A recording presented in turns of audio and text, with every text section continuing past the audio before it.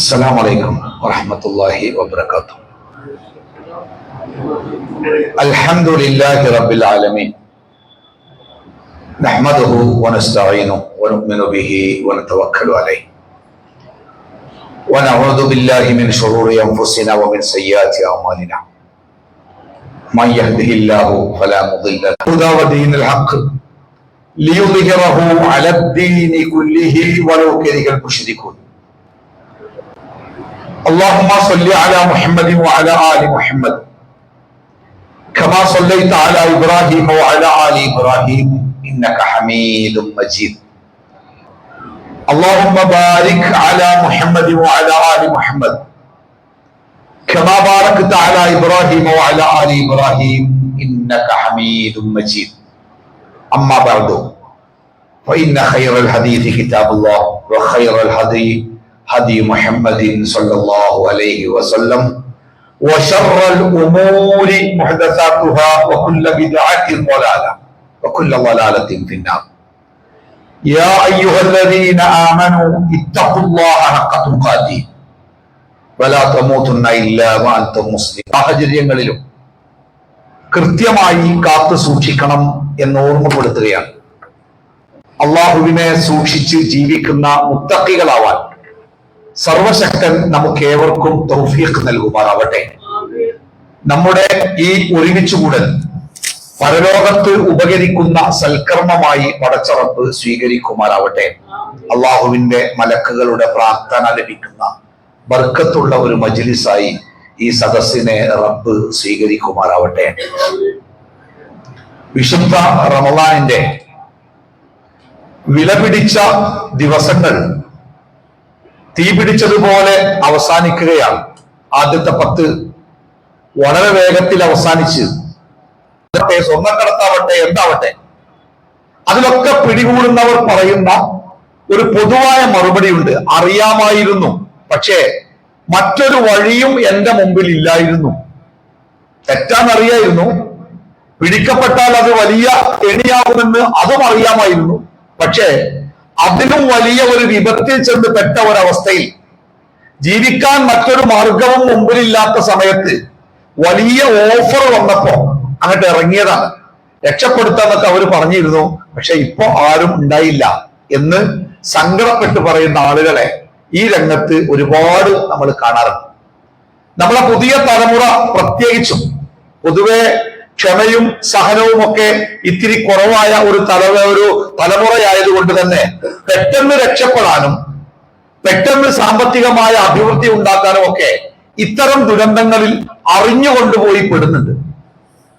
ഇവിടെയാണ് ഞാൻ എല്ലാ ക്ലാസിന്റെയും ആമുഖമായി ഇങ്ങനെ ഒരു കാര്യം പറയാൻ കാരണം, പലപ്പോഴും ഇത്തരം കുറ്റകൃത്യങ്ങളിൽ പിടിക്കപ്പെടുന്നവരുടെ കൂട്ടത്തിലൊക്കെ 8ഉം 10ഉം കൊല്ലമൊക്കെ മദ്രസയിൽ പഠിച്ച ആളുകളുടെ പേരുകൾ കുറച്ചധികം കാണുന്നുണ്ട് എന്നത് ഒരു സങ്കടകരമായ വസ്തുത തന്നെയാണ്. തെറ്റാണെന്ന് അറിയാഞ്ഞിട്ടല്ല, തെറ്റാണ് എന്ന് പഠിക്കാഞ്ഞിട്ടല്ല, അതിന്റെ ഗൗരവത്തെക്കുറിച്ചോ തെറ്റിനെ കുറിച്ചോ അറിയാഞ്ഞിട്ടല്ല, പാരത്രിക ലോകത്ത് അതുമായി ബന്ധപ്പെട്ട ശിക്ഷയുടെ ഭീകരതയെക്കുറിച്ച് ഖുർആനും ഹദീസും പറഞ്ഞത് അവർക്ക് മനസ്സിലാകാഞ്ഞിട്ടല്ല, എല്ലാം അറിഞ്ഞിട്ടുണ്ട്. അറിഞ്ഞുകൊണ്ട് തന്നെയാണ് ഈ ഒരു തീവണ്ടിക്ക് പോയി തലവെച്ചത്. പിന്നെ എന്തുകൊണ്ട് എന്ന ചോദ്യത്തിന്റെ മറുപടിയാണ് ഞാൻ ഈ പറഞ്ഞത്. കുടുങ്ങിപ്പോയി, പുറത്തു കടക്കാൻ വേറൊരു മാർഗവും ഇല്ലാതായി. അപ്പോ ഒരവസരം വന്നപ്പോ അങ്ങനെ അങ്ങോട്ട് പോയതാണ്. അല്ലാഹു സുബ്ഹാനഹു വ തആല വിശുദ്ധ ഖുർആനിലെ സൂറത്തു ത്വലാഖ്, നിങ്ങളൊക്കെ വീട്ടിൽ ഖുർആൻ പരിഭാഷ ഉണ്ടാവുമെങ്കിൽ മൊബൈൽ ഫോണിലൊക്കെ ഉണ്ടാവും ആപ്പുകൾ.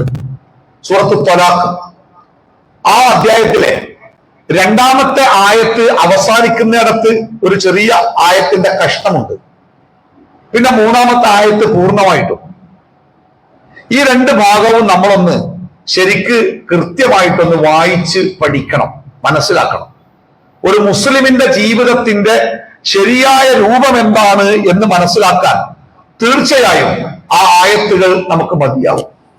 ഖലീഫ ഉമറിന്റെ കാലത്ത് ഇസ്ലാമിക സാമ്രാജ്യം ഇങ്ങനെ വളർന്ന് വികസിച്ച് അതിദ്രുതം വളർന്നു വരുന്ന കാലമായിരുന്നു ഖലീഫ ഉമറിന്റെ കാലഘട്ടം. മാത്രമല്ല, ഏറ്റവും ഇസ്ലാമിക സാമ്രാജ്യത്തെ അല്ലെങ്കിൽ രാഷ്ട്രീയ സംവിധാനത്തിന്റെ സുവർണ കാലം എന്ന് പറയാവുന്നതും ആ കാലത്തെയാണ്. പിന്നീട് ഉസ്മാൻ ബിൻ അഫ്ഫാൻ റളിയല്ലാഹു അൻഹുവിന്റെ കാലം മുതൽ ഇസ്ലാമിക രാഷ്ട്രീയത്തിൽ വലിയ ചുഴികളും വലിയ അപകടങ്ങളും തിരമാലകളും ഒക്കെ രൂപപ്പെട്ട് അത് പല വഴിക്ക് പോകുന്നുണ്ട്. അതതിന്റെ ഏറ്റവും മനോഹരമായ രൂപത്തിൽ നിലനിന്നത് ഖലീഫ ഉമറിന്റെ കാലഘട്ടത്തിലാണ്. ആ കാലഘട്ടത്തിൽ ഖലീഫയുടെ സാമ്രാജ്യം അങ്ങനെ വികസിച്ച് പോകുമ്പോ ഒരിക്കൽ ഒരാള് ഖലീഫ ഉമറിന്റെ അടുത്ത് വന്നിട്ട് പറഞ്ഞു, അമീറുൽ മുഅ്മിനീൻ, എനിക്ക് അങ്ങയുടെ വിശാലമായ ഈ സാമ്രാജ്യത്തിന്റെ ഏതെങ്കിലും ഒരു ഭാഗത്ത് ഒരു ചെറിയ അധികാരം എനിക്ക് നൽകണം. ആ രാജ്യത്തിന്റെ ആ ഭാഗത്തിന്റെ കാര്യങ്ങളൊക്കെ നിർവഹിച്ചുകൊണ്ട് ഞാൻ അങ്ങനെ ജീവിച്ചു പോയിക്കോളാം. അദ്ദേഹത്തിന് ഒരു ജോലി വേണം. അദ്ദേഹം ഒരുപക്ഷെ ഏതെങ്കിലുമൊക്കെ ഗോത്രത്തിന്റെ തലവനായിരിക്കാം, അധികാരം കൈകാര്യം ചെയ്ത് പരിചയമുള്ള ആളായിരിക്കാം. എന്തായിരുന്നാലും അദ്ദേഹം ജീവിക്കുവാൻ വേണ്ടിയാണ് ഖലീഫ ഉമറിന്റെ അടുത്ത് വന്നത്. ഖലീഫ ഉമർ അദ്ദേഹത്തോട് പറഞ്ഞത്, ഞങ്ങളുടെ നിലപാട് പ്രകാരം, എന്ന് പറഞ്ഞാൽ ഇസ്ലാമിക നിയമവ്യവസ്ഥ പ്രകാരം ഒരു രാജ്യം കൈകാര്യം ചെയ്യണമെങ്കിൽ ഖുർആൻ അറിഞ്ഞിരിക്കണം. കാരണം ആ രാജ്യത്തിന്റെ ഭരണഘടന ഖുർആനാണ്. ഒരു ഇസ്ലാമിക രാജ്യത്തിന്റെ ഭരണഘടന ഖുർആൻ ആയതുകൊണ്ട് ഈ അദ്ദേഹത്തെ വിളിപ്പിച്ചു, നിങ്ങൾ ഖുർആൻ പഠിക്കാൻ പോയതല്ലേ, പിന്നെ എന്ത് നിങ്ങൾ അധികാരത്തിന്റെ ആവശ്യത്തിന് വേണ്ടി എന്ത് തിരിച്ചു വരാഞ്ഞത്? ഖലീഫ ഉമറിനോട് അദ്ദേഹം പറഞ്ഞ മറുപടി കേൾക്കണം. താങ്കൾ എന്നോട് ഖുർആൻ പഠിക്കാൻ പറഞ്ഞു, ഞാൻ ഖുർആൻ പഠിച്ചു. ഖുർആൻ പഠിച്ചപ്പോൾ ആ ഖുർആൻ എന്നെ ഖലീഫ ഉമറിന്റെ മുമ്പിൽ നിന്നും ഉമറിന്റെ വാതിൽക്കൽ നിന്നും ആ ഖുർആൻ എന്നെ ധന്യനാക്കി. എന്ന് പറഞ്ഞാൽ ജീവിക്കാൻ ഖലീഫ ഉമറിന്റെ ഔദാര്യമോ അദ്ദേഹം വച്ചു നീട്ടുന്ന എന്തെങ്കിലും ആനുകൂല്യമോ അതില്ലെങ്കിലും എനിക്ക് ജീവിക്കാമെന്നാണ് എന്നെ എത്തിച്ചു. അതുകൊണ്ട് നിങ്ങൾ സൂക്ഷിച്ച് അതിനെ മുറുകെ പിടിച്ച് ദൃഢമായ ഈമാനോടുകൂടി തഖ്വയോടുകൂടി ആര് ജീവിക്കുന്നുണ്ടോ യജ്അൽ ലഹു മഖ്റജ, അല്ലാഹു അവന് മഖ്റജ് ഉണ്ടാക്കി കൊടുക്കുന്ന. എന്താ മഖ്റജ് പറഞ്ഞാല്? മഖ്റജ് എന്ന് പറഞ്ഞാൽ എക്സിറ്റ് എന്നാണ്. അവൻ എത്തി നിൽക്കുന്ന ആ പ്രയാസങ്ങളിൽ നിന്ന്, ആ ബുദ്ധിമുട്ടിൽ നിന്ന് പുറത്തു കടക്കാനുള്ള വഴി അല്ലാഹു അവന് കാണിച്ചു കൊടുക്കും. അതിന് താഴെയുള്ള ആയത്തുകളും അതുമായി ബന്ധപ്പെട്ട ആയത്തുകളാണ്. അള്ളാഹുവിൽ ഭരമേൽപ്പിച്ചാൽ അള്ളാഹു പ്രതീക്ഷിക്കാത്ത രൂപത്തിൽ അള്ളാഹു നിങ്ങൾക്ക് ഈമാനുമൊക്കെ അവിടെ നിന്ന് ഇട്ടിട്ട് പിന്നെ ഇബ്ലീസ് നമ്മളോട് പറയും, ഇവിടെ ഇനി അള്ളയും പടച്ചോനും പറഞ്ഞ് ജീവിച്ചിട്ട് കാര്യമില്ല, ഇനി നമ്മളും നമ്മുടേതായ ചില മാർഗങ്ങൾ നോക്കണം. അവിടെ ചിലപ്പോ കൊല്ലേണ്ടി വരും, ചിലപ്പോ കൈക്കൂലി കൊടുക്കേണ്ടി വരും, ചിലപ്പോ കള്ളു വാങ്ങി കൊടുക്കേണ്ടി വരും, ചിലപ്പോ വേറെ എന്തെങ്കിലും ചെയ്യേണ്ടി വരും. നമ്മള് അള്ളാഹുവിന് ഇനി എന്റെ കാര്യങ്ങൾ പരിഹരിക്കാൻ കഴിയില്ല, ഇനി ഞാൻ അള്ളാഹുവിന്റെ റസൂലിനെയും പറഞ്ഞു നിന്നിട്ട് കാര്യമില്ല, ഇനി ഞാൻ എനിക്ക് തോന്നിയ വഴി നോക്കണം. അല്ലെ? പലപ്പോഴും ആൾക്കാർ തെറ്റല്ലട, തെറ്റാണ്, അല്ലാതെ ഇതിന്ന് രക്ഷപ്പെടണ്ടേ. ഇത്ര സിമ്പിൾ ആയിട്ട് ഈ കാര്യങ്ങൾ തെറ്റാണ്, പക്ഷെ ഇതിൽ നിന്ന് രക്ഷപ്പെടണ്ടേ. പൊന്നാര സഹോദര, നമ്മളെ രക്ഷപ്പെടുത്തേണ്ടത് പടച്ചോനല്ലേ. ആ പടച്ച റബ്ബിന് എതിര് ചെയ്തിട്ട് നമ്മൾ പടച്ച റബ്ബിന്റെ പക്കൽ നിന്ന് ആ രക്ഷ എങ്ങനെ വാങ്ങുക? നിസ്കാരം കഴിഞ്ഞ് സലാം വിട്ടിട്ട് നമ്മൾ പറഞ്ഞ ആദ്യത്തെ ദിക്ർ എന്താ? നിങ്ങള് അല്ലാഹുമ്മ അൻതസ്സലാം വമിൻകസ്സലാം. എന്താ അർത്ഥം പറയുന്നത്? അല്ലാഹുമ്മ, അല്ലാഹുവേ, അൻതസ്സലാം, നീയാണ് രക്ഷ, വമിൻകസ്സലാം, നിന്നിൽ നിന്നാണ് റബ്ബേ രക്ഷ. ആ അള്ളാഹുവിൽ നിന്ന് രക്ഷ കിട്ടാൻ അള്ളാഹുവിന് ഇഷ്ടമില്ലാത്ത, അള്ളാഹു വിരോധിച്ച, അള്ളാഹു നിരോധിച്ച വഴിയിൽ പോയാൽ ആ രക്ഷ കിട്ടും. നമ്മൾ ഇബ്ലീസ് പറഞ്ഞുതരും, ഇനി പടച്ചുറപ്പുണ്ടാവില്ല, ഞന്റെ കാര്യം ഞാൻ ഏറ്റ്, ഇയാൾക്ക് വേണ്ടേ ചെയ്തോ, എന്ത് വഴിക്കും പോയിക്കോ, അങ്ങനെ ഇറക്കി വിടും. അവസാനം ഒന്നുമില്ലാതെ പാതി വഴിയില് സങ്കടത്തില് ജീവിതം അവസാനിപ്പിക്കാൻ പരീക്ഷിക്കുക. ഒന്ന് ഇടങ്ങേറ് കൊണ്ട്, രണ്ട് നല്ല സുഖം കൊണ്ട്. ഇത് രണ്ടും കൊണ്ടും പരിശോധിക്കും, രണ്ടും കിട്ടും. ചിലപ്പോ നല്ല ഇടങ്ങേറേക്കാരം, ചിലപ്പോ നല്ല സുഖേക്കാരം. ഇത് രണ്ടും അള്ളാഹു നമുക്ക് നൽകുന്ന പരീക്ഷണമാകയാൽ ഈ രണ്ട് രംഗത്തും അള്ളാഹുവിന്റെ കൽപ്പനകളെ ഇത്തിരി നമ്മൾ പുറത്തു മാമാങ്കങ്ങളും ഒക്കെ അദ്ദേഹത്തിന്റെ ശ്രദ്ധയിൽപ്പെടുത്തിയപ്പോ അദ്ദേഹം പറഞ്ഞ എന്താ അറിയോ? ആകെ ഒരു കുട്ടിയുള്ളോന് ഓൻ ഇഷ്ടം പോലെ സ്വത്തും പടച്ചോൻ കൊടുത്തിക്കണ്, പിന്നെ ഓൻ അങ്ങനെ കിടന്ന് നടത്തട്ടെ എന്നാണ് പറഞ്ഞത്. കുട്ടി അള്ളാന്റെ നിയമത്താണ്, ഒരൊറ്റ കുട്ടി. ആ ഒരു കുട്ടി ഉണ്ടായില്ലെങ്കിൽ എന്തേക്കാരെ പോലെ ജീവിതം. പിന്നെ സ്വത്ത് അള്ള കൊടുത്തിക്കണ്, ആ സ്വത്തിനും കുട്ടിനെയും അള്ള കൊടുത്തപ്പോ അള്ളഹാനോട് മനസ്സറിഞ്ഞ് നന്ദി കാണിച്ച് ഓൻ അള്ള ഇഷ്ടപ്പെട്ട ഒരു കല്യാണം അല്ലായിരുന്നോ നടത്തേണ്ടിയിരുന്നത്? അത്രയും അള്ള ചെയ്ത് കൊടുത്തിട്ട് അവിടെ വെച്ചിട്ട് പിന്നെ അള്ളാന്റെ മുഖത്തേക്ക് ചെളിവാരി എറിഞ്ഞിട്ട് എന്താ ഈ ലോകത്ത് കിട്ടാള്? അപ്പൊ എല്ലാവരോടും, പ്രത്യേകിച്ച് യുവാക്കളോട്, വിദ്യാർത്ഥികളോടൊക്കെ നമ്മൾ പ്രയാസത്തിൽ പെടുമ്പോ നമ്മുടെ വഴി സ്വീകരിക്കരുത്. പ്രയാസത്തിൽ പെടുമ്പോഴാണ് നമ്മൾ കൂടുതൽ അള്ളാഹുവിലേക്ക് നിൽക്കേണ്ടത്. അതങ്ങനെ നിന്നിട്ട് എന്താ കാര്യം? ഇങ്ങനെ പ്രശ്നങ്ങൾ ഉണ്ടാകുമ്പോ ഇങ്ങനെ സുബഹിസ്കരിച്ച് പ്രാർത്ഥിച്ചുകൊണ്ടിരുന്നോ, ചെന്നുനാട് ആ ഉദ്യോഗസ്ഥരെ കണ്ട് 10,000 രൂപ കൊടുക്കാൻ നോക്ക് എന്ന് പറയുന്ന നല്ല മനസ്സുള്ള ആൾക്കാർ നമ്മുടെ കൂട്ടത്തിലുണ്ടാവും അല്ലേ? അള്ളയല്ലേ നമ്മളെ കഴിച്ചിലാക്കണ്ടേ അല്ലേ? ആ അള്ള ഞങ്ങൾക്കൊരു കഥ പറഞ്ഞാൽ, രസകരമായ കഥ. ഇത് വിഷയം നിന്നു പോകുന്നില്ല, പേടിയാ. എന്താ വെച്ചാല്, ഞാൻ ഈ ഷെയ്ഖ് ഇബ്നു ബാസുമായി ബന്ധപ്പെട്ട ഒരു പുസ്തകത്തിലെ ലേഖനം വായിക്കാട്ടോ, ചെറിയൊരു ഇതാണ്. അപ്പൊ അതിലൊരു സംഭവം പറയുന്നുണ്ട്. ഇബ്നു ബാസിനെ അറിയാമല്ലേ, സൗദി അറേബ്യയിലെ വിഖ്യാത മുഫ്തിയായിരുന്നു. അപ്പൊ അദ്ദേഹത്തിന്റെ അടുക്കളൊരിക്കൽ ജപ്പാൻകാരനായ ഒരു വിദ്യാർത്ഥി, സൗദി അറേബ്യയിലെ ഏതോ ഇസ്ലാമിക് യൂണിവേഴ്സിറ്റി പഠിക്കുന്ന വിദ്യാർത്ഥിയാണ്. അദ്ദേഹം ഷെയ്ഖ് ഒരു പള്ളിയിൽ ക്ലാസ് ഉണ്ടെന്ന് പറഞ്ഞപ്പോ ഷെയ്ഖിനെ കാണാൻ വേണ്ടി വന്നതാണ്. എന്താ പ്രശ്നം അറിയോ? ഈ പൊതുവെ ജപ്പാൻ, കൊറിയ, ചൈന, ഈ മംഗോളിയൻസ് പൊതുവെ ഈ മുഖത്തൊക്കെ താടി, മീശ, രോമങ്ങളൊക്കെ കുറവേ, കൺപുരികങ്ങൾ പോലും ഉണ്ടാവില്ല പലർക്കും. ഈ വിദ്യാർത്ഥിക്ക് താടി ഉണ്ട്, ഒറ്റ താടി, ഒരു താടി രോമം അങ്ങനെ, രണ്ടാമത്തെ ഇല്ല, ഒറ്റൊന്ന് ഇങ്ങനെ വളർന്നു വന്നത്. അപ്പൊ ഈ താടി വടിച്ചു കളയാൻ പാടില്ല, അതില്ലാതാക്കാൻ പാടില്ല എന്നൊക്കെ ഒരുപാട് ഹദീസിന്റെ രീതിയിൽ ആ വിദ്യാർത്ഥി പഠിച്ചിട്ടുണ്ട്. പഠിച്ചാൽ പേടില്ല കുട്ടിയാണ്. അതുകൊണ്ട് തന്നെ ഇവന് ഈ താടി ഇങ്ങനെ വളർന്നു വരികയാണ്. ഒരൊറ്റ താടി രോമം, ഇവിടെ ഇങ്ങനെ ഒരൊറ്റ രോമം ഇങ്ങനെ പാടി നന്നാൽ എന്തൊക്കെ അവസ്ഥ അല്ലേ, അതിങ്ങനെ വളർന്നു വരികയാണ്. അപ്പൊ എല്ലാവരും അവനെ കളിയാക്കും, താടിമാനെ പൊളിച്ചു, ഭയങ്കര താടിയാണല്ലോ എന്നൊക്കെ പറയാൻ. അപ്പൊ പിന്നെ ഭയങ്കര മാനസികമായിട്ട് ഭയങ്കര പ്രയാസവന് കുറ്റലടിക്ക് വരാനും കൂട്ടത്തേക്ക് വരാനൊക്കെ ഒരു പ്രയാസം, അങ്ങനെ വിട്ടുവിട്ടിട്ട്. അപ്പൊ ഒരിക്കൽ ഷെയ്ഖ് ഇബ്നു ബാസിന്റെ അടുത്ത് വന്നിട്ട് പറഞ്ഞു, ഇതൊരു എല്ലാവരും എന്നെ കളിയാക്കുക, എനിക്കാണെങ്കിൽ ഇത് പ്രവാഹത്ത് നിലനിർത്തുകയാണ്, എന്താ എന്റെ അവസ്ഥ, എനിക്ക് എന്താ പരിഹാരം? അപ്പൊ ഷെയ്ഖ് ഇബ്നു ബാസ് അദ്ദേഹത്തോട് പറഞ്ഞു കൊടുത്തേ, അള്ളാഹുവിനെ സൂക്ഷിച്ച് ജീവിച്ചാൽ അള്ളാഹ് നമുക്കൊരു മാർഗം ഉണ്ടാക്കി തരും. അങ്ങനെ ഇവൻ ഈ ആയത്തും കൊണ്ടുപോയി അങ്ങനെ കുറെ കഴിഞ്ഞ് ഇവന്റെ കോഴ്സ് കംപ്ലീറ്റ് ആക്കി നാട്ടിലേക്ക് പോവാണ്. അപ്പൊ നാട്ടിലേക്ക് പോകുക എന്ന് അറിഞ്ഞപ്പോഴേ ഇതൊരു പ്രശ്നമായി. കാരണം സൗദി അറേബ്യയിൽ ഈ താടിയും വെച്ച് ജീവിച്ചിട്ട് അവന് പുറത്തിറങ്ങാൻ വയ്യ, കളിയാക്കിയിട്ട്. പിന്നെ ഓന്റെ ജന്മനാട്ടിലേക്ക് ഈ താടിയും കൊണ്ട് എത്തിയ എന്തൊക്കെയാണ് അവസ്ഥ? അതുകൊണ്ട് ഓന് ആകെ മാനസിക വെപ്രളം. അങ്ങനെ ഓർപ്പോഴും അള്ളാഹിനോട് പ്രാർത്ഥിക്കും, കാര്യങ്ങളൊക്കെ ചെയ്യും. അങ്ങനെ പോകേണ്ട ദിവസം രാവിലെ അവൻ എണീറ്റ് നോക്കുമ്പോ ഓനെ താടി കാണാനല്ല. അപ്പൊ തെരഞ്ഞു നോക്കുമ്പോൾ താടി തലക്കടിമ കിടക്കണം. ഇപ്പൊ എണീറ്റ് താടി അറിഞ്ഞിട്ടില്ല, താടി പറഞ്ഞിട്ടുണ്ട്, മുഖത്ത് പറഞ്ഞിട്ട് ആ ഒറ്റ രോമം അങ്ങനെ തലക്കടിമ കിടക്കുന്നുണ്ട്.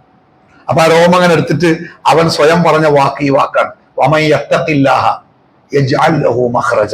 ഇതൊരു ചെറിയ ഉദാഹരണം ഞാൻ പറഞ്ഞ. നമ്മുടെ ജീവിതത്തില് ഏതൊരു പ്രതിസന്ധിയിൽ നമ്മൾ ചെന്ന് പെട്ടാലും ആ പ്രതിസന്ധിയിൽ നിന്ന് നമ്മളെ രക്ഷപ്പെടുത്താൻ പടച്ച റബ്ബിനേക്കാൾ മേലെ ഒരാളില്ല. ഇബ്രാഹിം നബിയെ തീക്കുണ്ടാരത്തിലേക്ക് എറിയാൻ വേണ്ടി നിർത്തിയേക്കുക, റെഡിയാക്കിയിട്ട് ഇപ്പൊ എറിയും. അപ്പൊ ചില ആൾക്കാർ അദ്ദേഹത്തിന്റെ അടുത്ത് വന്നിട്ട് പറഞ്ഞു, ഇബ്രാഹിമെ ഒരു ലേശം മയപ്പെടുത്താൻ റെഡിയാണെങ്കിൽ ഞങ്ങൾ സംസാരിക്കാൻ എന്റെ കാര്യത്തിൽ ഈ ഒരു ലേശം അഴിഞ്ഞാൽ മതി, ഞങ്ങൾ സംസാരിച്ച് തൽക്കാലം രക്ഷപ്പെടുത്തി തരാം. പക്ഷെ ഇബ്രാഹിം നബി അലൈഹി സ്വലാത്തു വസ്സലാമിന്റെ മറുപടി എന്താ? നിങ്ങൾ ഹസ്ബി അല്ലാഹ്, എനിക്ക് അല്ല മതി. ഓ നിഅമൽ വക്കീൽ, എത്ര നല്ല വക്കീലാണ് അല്ലാഹു. എന്താ വക്കീൽ പറഞ്ഞാല്? നമ്മുടെ കാര്യങ്ങൾ ചെയ്യാൻ വേറെ ഒരാളെ, കഴിവുള്ള ഒരാളെ ഏൽപ്പിക്കുമ്പോഴല്ലേ വക്കീലാവുക. ആ പദ അറബി പദ. ഓ നിഅമൽ വക്കീൽ, എത്ര നല്ല വക്കീലാണ് അല്ലാഹു. എന്റെ കാര്യങ്ങളൊക്കെ ഏൽപ്പിക്കുന്നതിനേക്കാൾ 1000 വട്ടം നല്ലത് എന്റെ റബ്ബിനെ ഏൽപ്പിക്കല്ലേ. ഞാൻ എന്റെ റബ്ബിനെ ഏൽപ്പിച്ചത് കൊണ്ട് ആരും എനിക്ക് വേണ്ടി ഇറങ്ങാറാകണ്ടങ്ങൾ പോയിക്കോളി, ഞാൻ എന്റെ കാര്യം റബ്ബിനെ ഏൽപ്പിച്ചിട്ടുണ്ട്. എന്താണ് ആത്മവിശ്വാസം നോക്കാൻ നിങ്ങൾ? ഫറോവയുടെ കൊടിയ പീഡനത്തിൽ നിന്ന് ബനൂ ഇസ്രായേലിയരെ രക്ഷപ്പെടുത്താൻ വേണ്ടി പാതിരാത്രിയിൽ ആരും കാണാതെ വീട്ടിൽ നിന്ന് ഓലെ വിളിച്ചിറക്കി മൂസാ നബി നാട് വിടുക. പക്ഷെ എത്തിപ്പെട്ടത് ചെങ്കടലിന്റെ നടുവില്, അത്ര ഓർത്തില്ല അവിടെ എത്തിയത്. പിന്നെ അങ്ങോട്ട് കടക്കണമെങ്കിൽ ഒന്നുകിൽ കടലിൽ കൂടെ സഞ്ചരിക്കാനുള്ള വാഹനം വേണം, സംവിധാനം വേണം, അല്ലെങ്കിൽ തിരിച്ചു പോരാൻ സമയമല്ല. നേരം പുറത്തു എന്നറിഞ്ഞപ്പോഴേക്ക് ഫിറൗനിന്റെ പടയാളികൾ ഓടിപ്പോയ ബനൂ ഇസ്രായേലിനെ കൊല്ലാൻ വേണ്ടി അവര് ആയുധങ്ങളുമായിട്ട് പുറപ്പെട്ടു കഴിഞ്ഞു. കടലിന്റെയും പട്ടാളക്കാരൻ ജനത ഒന്നുകിൽ കടലിൽ ചാടി മരിക്കണം, അല്ലെങ്കിൽ ഇവരുടെ വെട്ടുകൊണ്ട് മരിക്കണം. വേറെ മാർഗമില്ലല്ലോ. ഇതിനാണോ നീ ഞങ്ങളെ കൊണ്ടുവന്നത്? അവർ ചോദിക്കുന്നുണ്ട്. പക്ഷെ മൂസാ നബി അലൈഹി സ്വലാത്തു വസ്സലാമിന്റെ മറുപടി എന്ന് പറയുന്നത് ഇതൊരു വിശ്വാസം. അപ്പോ ചെറുപ്പക്കാര്, സഹോദരന്മാര്, വിദ്യാർത്ഥികള് ഒക്കെ ഈ ജീവിതത്തിൽ ഇത്തരം മാരകമായ തെറ്റുകളിലേക്ക് പോകാതിരിക്കാൻ പ്രത്യേകമായി നമ്മൾ ശ്രദ്ധിക്കണം. ഒരു ദുരന്തമൊക്കെ നമ്മുടെ ജീവിതത്തിൽ സംഭവിക്കുമ്പോൾ നമ്മൾ ആദ്യം പറയേണ്ട വാക്കെന്താ? അല്ലത് ഇദാ അസാബത്തുഹും മുസീബ, ഒരു സത്യവിശ്വാസിക്ക് ഇല്ലാഹി വ ഇന്നാ ഇലൈഹി റാജിഊൻ. അത് ഒരാൾ മരിച്ചു എന്ന് കേൾക്കുമ്പോൾ ചെല്ലേണ്ട ദിക്റല്ലട്ടോ. ഇന്നാ ലില്ലാഹി എന്ന് പറഞ്ഞാല് അത് ജീവിതത്തിൽ ഒരു ദുരന്ത വാർത്തയെ കുറിച്ച് കേൾക്കുമ്പോ നമ്മൾ സ്വമേധയാ നമ്മൾ പറയേണ്ട ഒരു വാക്കാണ്. അതൊരു പ്രാർത്ഥന എന്നല്ല. ചില ആൾക്കാരാണ് വാട്സാപ്പ് ഗ്രൂപ്പിലൊക്കെ നാട്ടിലെ കുഞ്ഞാമുട്ടേജ് മരിച്ചിരിക്കുന്നു എന്ന വാർത്ത വന്നാൽ ഇന്നാലില്ല. ചില ആൾക്കാർ വോയിസ് അയക്കാറും, ചില ആൾക്കാർ പിക്ചർ അയക്കാറും, ചില ആൾക്കാർ റേറ്റിംഗ്, അങ്ങനെ ഇന്നാലില്ല. ഈ ഇന്നാലില്ല എന്തിനാ? ഇന്നാലില്ല സഹായിക്കുന്നവൻ, ജോലി ചെയ്യുന്നവൻ, അത് വിൽക്കുന്നവൻ, അത് വാങ്ങുന്നവൻ, അത് കൊണ്ടുകൊടുക്കുന്നവൻ, അത് എത്തിച്ചു കൊടുക്കുന്നവൻ, അങ്ങനെ പറഞ്ഞിട്ടേ അതുമായി ബന്ധപ്പെട്ട 10 ആൾക്കാരെ പേര് പറഞ്ഞിട്ടേ പ്രവാചകൻ പറഞ്ഞ കാര്യങ്ങള് അവരൊക്കെ അള്ളാഹുവിനാൽ ശപിക്കപ്പെട്ടവരാണ്. എത്ര കിട്ടിയിട്ടെന്താ, എത്ര കൊണ്ടുപോയിട്ടെന്താ, എത്ര സുഖിച്ചിട്ടെന്താ, അവരൊക്കെ വാങ്ങിക്കൊടുത്തോ പോലും, അത് കൊണ്ടുപോയി കൊടുത്ത ഓട്ടോറിക്ഷ ഡ്രൈവർ പോലും കഴിച്ചില്ലാന്ന് പറഞ്ഞേ. നാട്ടിൽ ചില ഓട്ടോറിക്ഷ ഡ്രൈവർമാർക്ക് അതാ പണിയെന്ന് ചില ആൾക്കാർ പറഞ്ഞ് ഒരു ഓട്ടൊക്കെ നമ്മൾ ഒരുപാട് എടുക്കുകയും ചെയ്തിട്ടുണ്ട്. അതുകൊണ്ടാണല്ലോ നമ്മളൊക്കെ കുടുംബമായി ജീവിച്ചപ്പോഴും ഉണ്ടായ ഒരു ശൂന്യത. ഇപ്പൊ ഞാൻ ഈ പറയപ്പെട്ട ഈ ലഹരിയും അതേപോലെ അതിക്രമങ്ങളും കുറ്റകൃത്യങ്ങളും കുറ്റവാസനകളും സമൂഹത്തെ നശിപ്പിക്കുന്ന ഇത്തരം തിന്മകളൊക്കെ ഇത്രയേറെ പടർന്നു പിടിക്കാനുള്ള പ്രധാനപ്പെട്ട കാരണങ്ങളിലൊന്ന് കുടുംബത്തിൽ ഉണ്ടായിരിക്കേണ്ട ഏറ്റവും പ്രധാനപ്പെട്ട ചില സംഗതികൾ നശിക്കുകയോ നശിപ്പിക്കപ്പെടുകയോ ചെയ്തതാണ് എന്ന് നമുക്ക് തിരിച്ചറിയാൻ ഒരുപാട് ചിന്തിക്കുന്നു വേണ്ട. ഈ കുറ്റകൃത്യങ്ങളിൽ പങ്കാളികളാകുന്ന ആളുകളുടെ കുടുംബ അവസ്ഥയെ കുറിച്ച് വെറുതെ ഒന്ന് ചിന്തിച്ചാൽ നമുക്ക് മനസ്സിലാകും എവിടെയാണ് പാളിയത് എന്ന്. കുടുംബം എന്ന സംവിധാനം അത് പടച്ച റബ്ബ് ഉണ്ടാക്കി. ആ കുടുംബം എന്ന സംവിധാനത്തിന് പടച്ച തമ്പുരാൻ കൃത്യമായ നിയമങ്ങൾ കൊണ്ട് പരിരക്ഷിക്കപ്പെടുകയും ചെയ്തിട്ടുണ്ട്. ഏതൊരു സംഗതിയും ഈ ലോകത്ത് നിലനിൽക്കണമെങ്കിലേ അതിന് കൃത്യമായ നിയമവും നിയന്ത്രണവും നിഷ്കർഷിക്കുന്ന സംവിധാനവും ഉണ്ടാവണം. നിയമം വേണം, നിയന്ത്രണം വേണം. ആ നിയമങ്ങളും നിയന്ത്രണങ്ങളും പാലിക്കപ്പെടുന്നുണ്ട് എന്ന് നിഷ്കർഷിക്കുന്ന ഒരു സംവിധാനവും ആ സമൂഹത്തിൽ ഉണ്ടാവണം. എന്തിനുണ്ടാവണം? ഒരു നല്ല ഹോസ്പിറ്റലിൽ നടക്കുന്നുണ്ടെങ്കിൽ ആ ഹോസ്പിറ്റലിന്റെ കാരണം അതിന്റെ കെട്ടിടത്തിന്റെ വലിപ്പോ മുതലാളിന്റെ ഇതോ മാത്രമാവില്ല.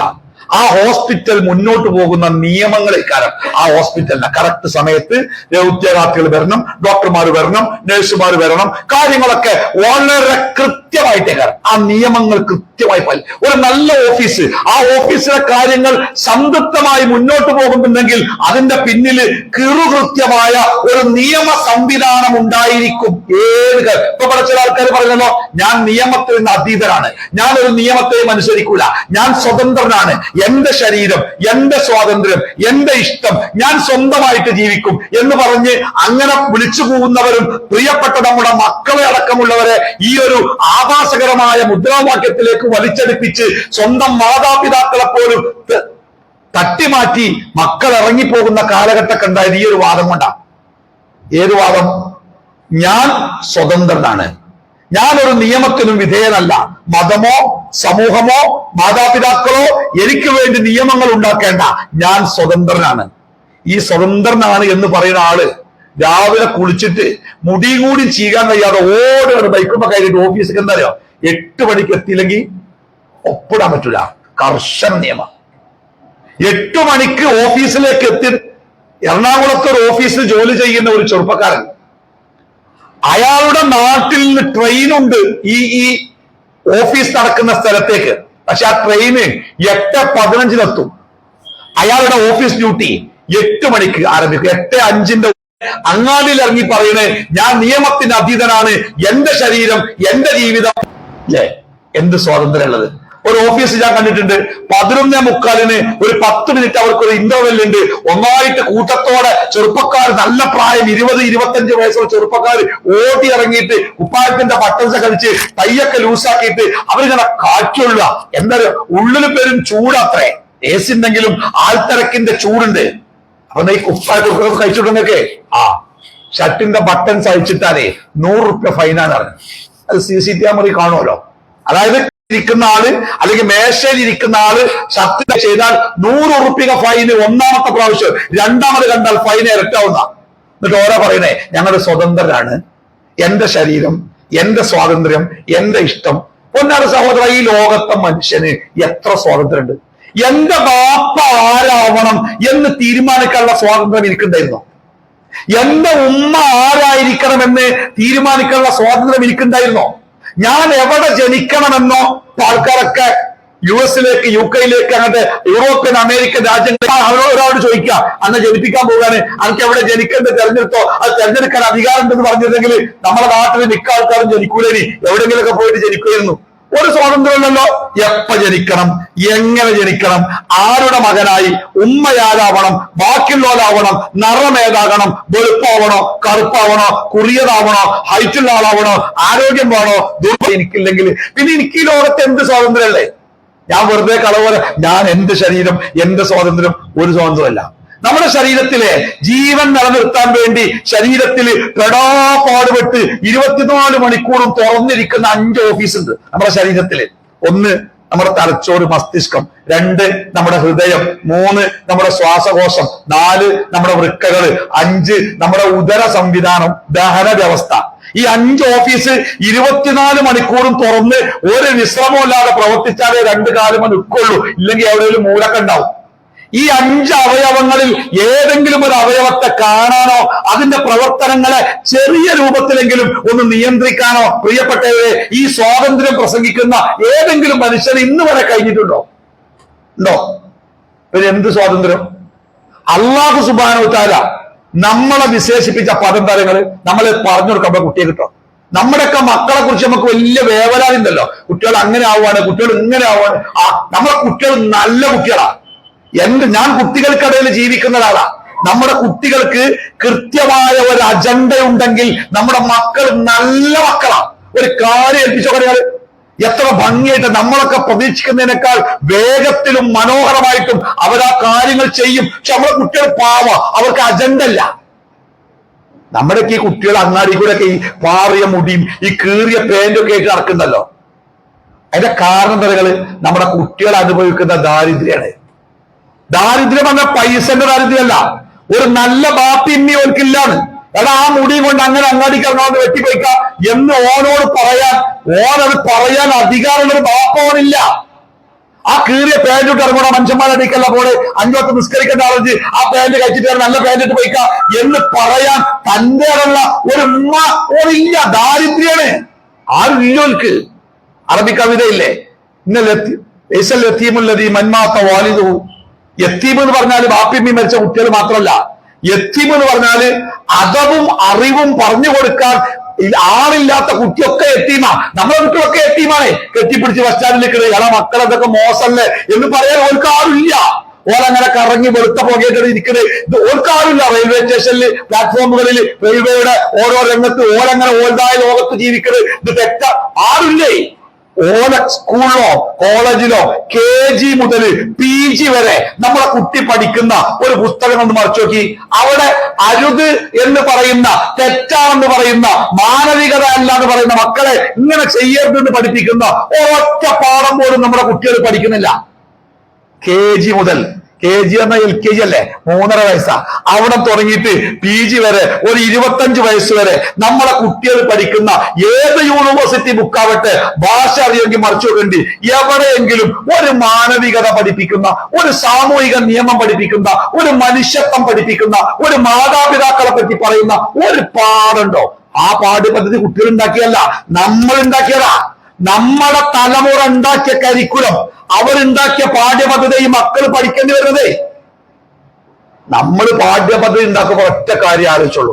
ഗാന്ധിജി പറഞ്ഞു പണ്ടേ, വിദ്യാഭ്യാസത്തിന്റെ ലക്ഷ്യം മനുഷ്യനെ ഉണ്ടാക്കലാണെന്നാ. നമ്മളോ വിദ്യാഭ്യാസത്തിന്റെ ലക്ഷ്യം പെരയിൽ 2-3 ATMകൾ ഉണ്ടാക്കലാണെന്നാ. എത്രയും പെട്ടെന്ന് ജോലി കിട്ടണം, നല്ല ശമ്പളം കിട്ടണം. എന്നിട്ടോ മോഹൻലാലിന്റെ പരസ്യവാചകം പോലെ 21ാം വയസ്സിൽ ജീവിതം സെറ്റ്. എന്നിട്ട് അതിനാണ് പഠിപ്പിക്കുക. അവിടെ മതം പോലുള്ള ഒരു ഫാത്തിഹ സൂറത്തെങ്കിലും ശരിക്ക് ഓതാൻ മക്കളെ പഠിപ്പിക്കണം. എന്ത് ഫാത്തിഹ സൂറത്ത്?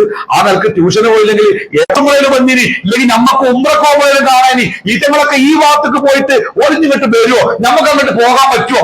സങ്കടപ്പെട്ടിരിക്കുക ബാപ്പിമ്മയൊക്കെ അല്ലേ? എന്താ കാരണം? ദാരിദ്ര്യം. ഒക്കെ അറിഞ്ഞിട്ടും ആ കുട്ടിയൊക്കെ ഒരു ധാർമ്മികതയുടെ ഒരു ചെറിയ കൊട അവർക്ക് എന്താ പുസ്തകം നിങ്ങൾ പറയണോ? അടക്കുകയാണെങ്കിൽ മടിയിൽ വെക്ക, കവുങ്ങായി എന്താ ചെയ്യാ? അള്ളാഹു തആല മക്കളെ കവുങ്ങായിട്ടല്ല തന്നെ, നല്ല അടക്ക പരുവത്തിലാ തന്നെ. കളി അടക്ക നെക്കിയാ പൊട്ടുന്ന നമ്മുടെ വിരലിമ പിടിച്ചല്ലാതെ നടക്കാൻ പറ്റുന്നതിന് കുട്ടിയൊക്കെ. നമ്മളെ കൂടെ കിടന്നില്ലെങ്കിൽ ഒരു ഉറക്കം വരുന്നേനി, നമ്മൾ ഉരുട്ടിക്കൊടുത്ത ചോറല്ലാതെ ഒരു തിന്നൂലേനി. അങ്ങനെ മറിച്ചോ നമുക്ക് കുട്ടികളെ തന്നെ. എവിടെ പിന്നെ നമ്മൾ പോലും വേറെ പറയത്? എവിടെ രണ്ട് വഴിക്കായിരുന്നു നോക്കിയോ? അതിന്റെ പ്രധാന കാരണങ്ങളിൽ ഒന്ന് നമ്മുടെ സ്വാർത്ഥത തന്നെയാവും. ഒന്ന്. രണ്ടാമത്തെ കാര്യം ഞാൻ പറയാൻ പോവാണ്. അത് പറയാൻ വേണ്ടിയാണ് ഞാൻ ഇതിങ്ങനെ പറഞ്ഞേ. എന്താ നിങ്ങള് ഈ ഏതൊരു സംഗതിക്കും അതിന് നിശ്ചയിക്കപ്പെട്ട നിയമമുണ്ടല്ലോ, ആ നിയമങ്ങൾ ലംഘിക്കപ്പെട്ടാൽ ആ സംഗതി പാളും. ഞാൻ ഈ അടുത്ത ദിവസം ഒരു ചെറിയൊരു സ്ഥാപനം സന്ദർശിച്ചേ. അപ്പൊ അവർ ആ സ്ഥാപനത്തിന് ചെറിയൊരു മുറ്റം വന്ന ഏകദേശം നമ്മൾ ഈ പള്ളിയുടെ നമ്മൾ കെട്ടി ഈ ആളിന് ഇത്ര വലിപ്പമുള്ളൂ, ചെറിയ മുറ്റ. അതിന്റെ അപ്പുറത്ത് ഇങ്ങനെ മതില് കെട്ടി, അപ്പുറത്ത് ഇങ്ങനെ ആൾത്താമസമല്ല, കാട് മൂടി കിടക്കുന്ന സ്ഥലമാണ്. അപ്പൊ വൈകുന്നേരം കുട്ടികൾ ഇവിടെ സ്ഥാപനത്തിലെ ചെറിയ കുട്ടികൾ ഇവിടെ ക്രിക്കറ്റ് കളിക്കുന്നുണ്ട്. ചെറിയ കോലൊക്കെ കുത്തിവെച്ച് തെങ്ങിന്റെ പറ്റൊക്കെ ബാറ്റാക്കി പേപ്പർ കൊണ്ട് വെരിഞ്ഞ് കെട്ടിയ ബോളൊക്കെ ആയിട്ട് ഓലങ്ങനെ കോലിയൊക്കെ ആയിട്ട് അങ്ങനെ കളിച്ചത്. അങ്ങനെ കളിക്കുന്ന സമയത്ത് ഞാൻ പ്രതീക്ഷിച്ച ആള് വരുന്നത് വരെ കാത്തിരിക്കേണ്ട സമയമായപ്പോ ഞാനവിടെ ഇങ്ങനെ കുട്ടികളെ കളിയും കണ്ടിട്ട് എങ്ങനെ വിചാരി നിൽക്കുക. അപ്പം ഒരുത്തൻ എറിഞ്ഞു, മറ്റോ അടിച്ചു, തൂക്കി അടിച്ചു. അടി പന്ത് ആ ഉയർത്തുകൂടെ പോയിട്ട് അപ്പത്തിനെ പോയി. അപ്പൊ ഞാൻ പറഞ്ഞു സിക്സ് പറഞ്ഞു.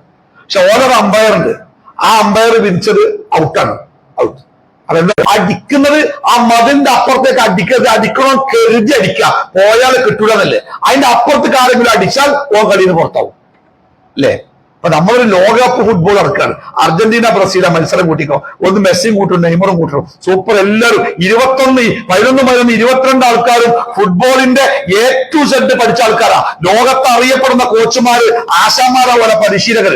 എന്നിട്ട് ഓര് കളിക്കാൻ ഇറങ്ങുമ്പോ എന്തിനാണ് ഒരു വടിയും കോടിയും PP ഒക്കെ ആയിട്ട് 2-3 റഫറിമാര് വരുന്നത്? ഓർക്ക് കളിന്റെ നിയമം അറിയില്ലേ? ഓരോ പഠിച്ച ആൾക്കാരല്ലേ?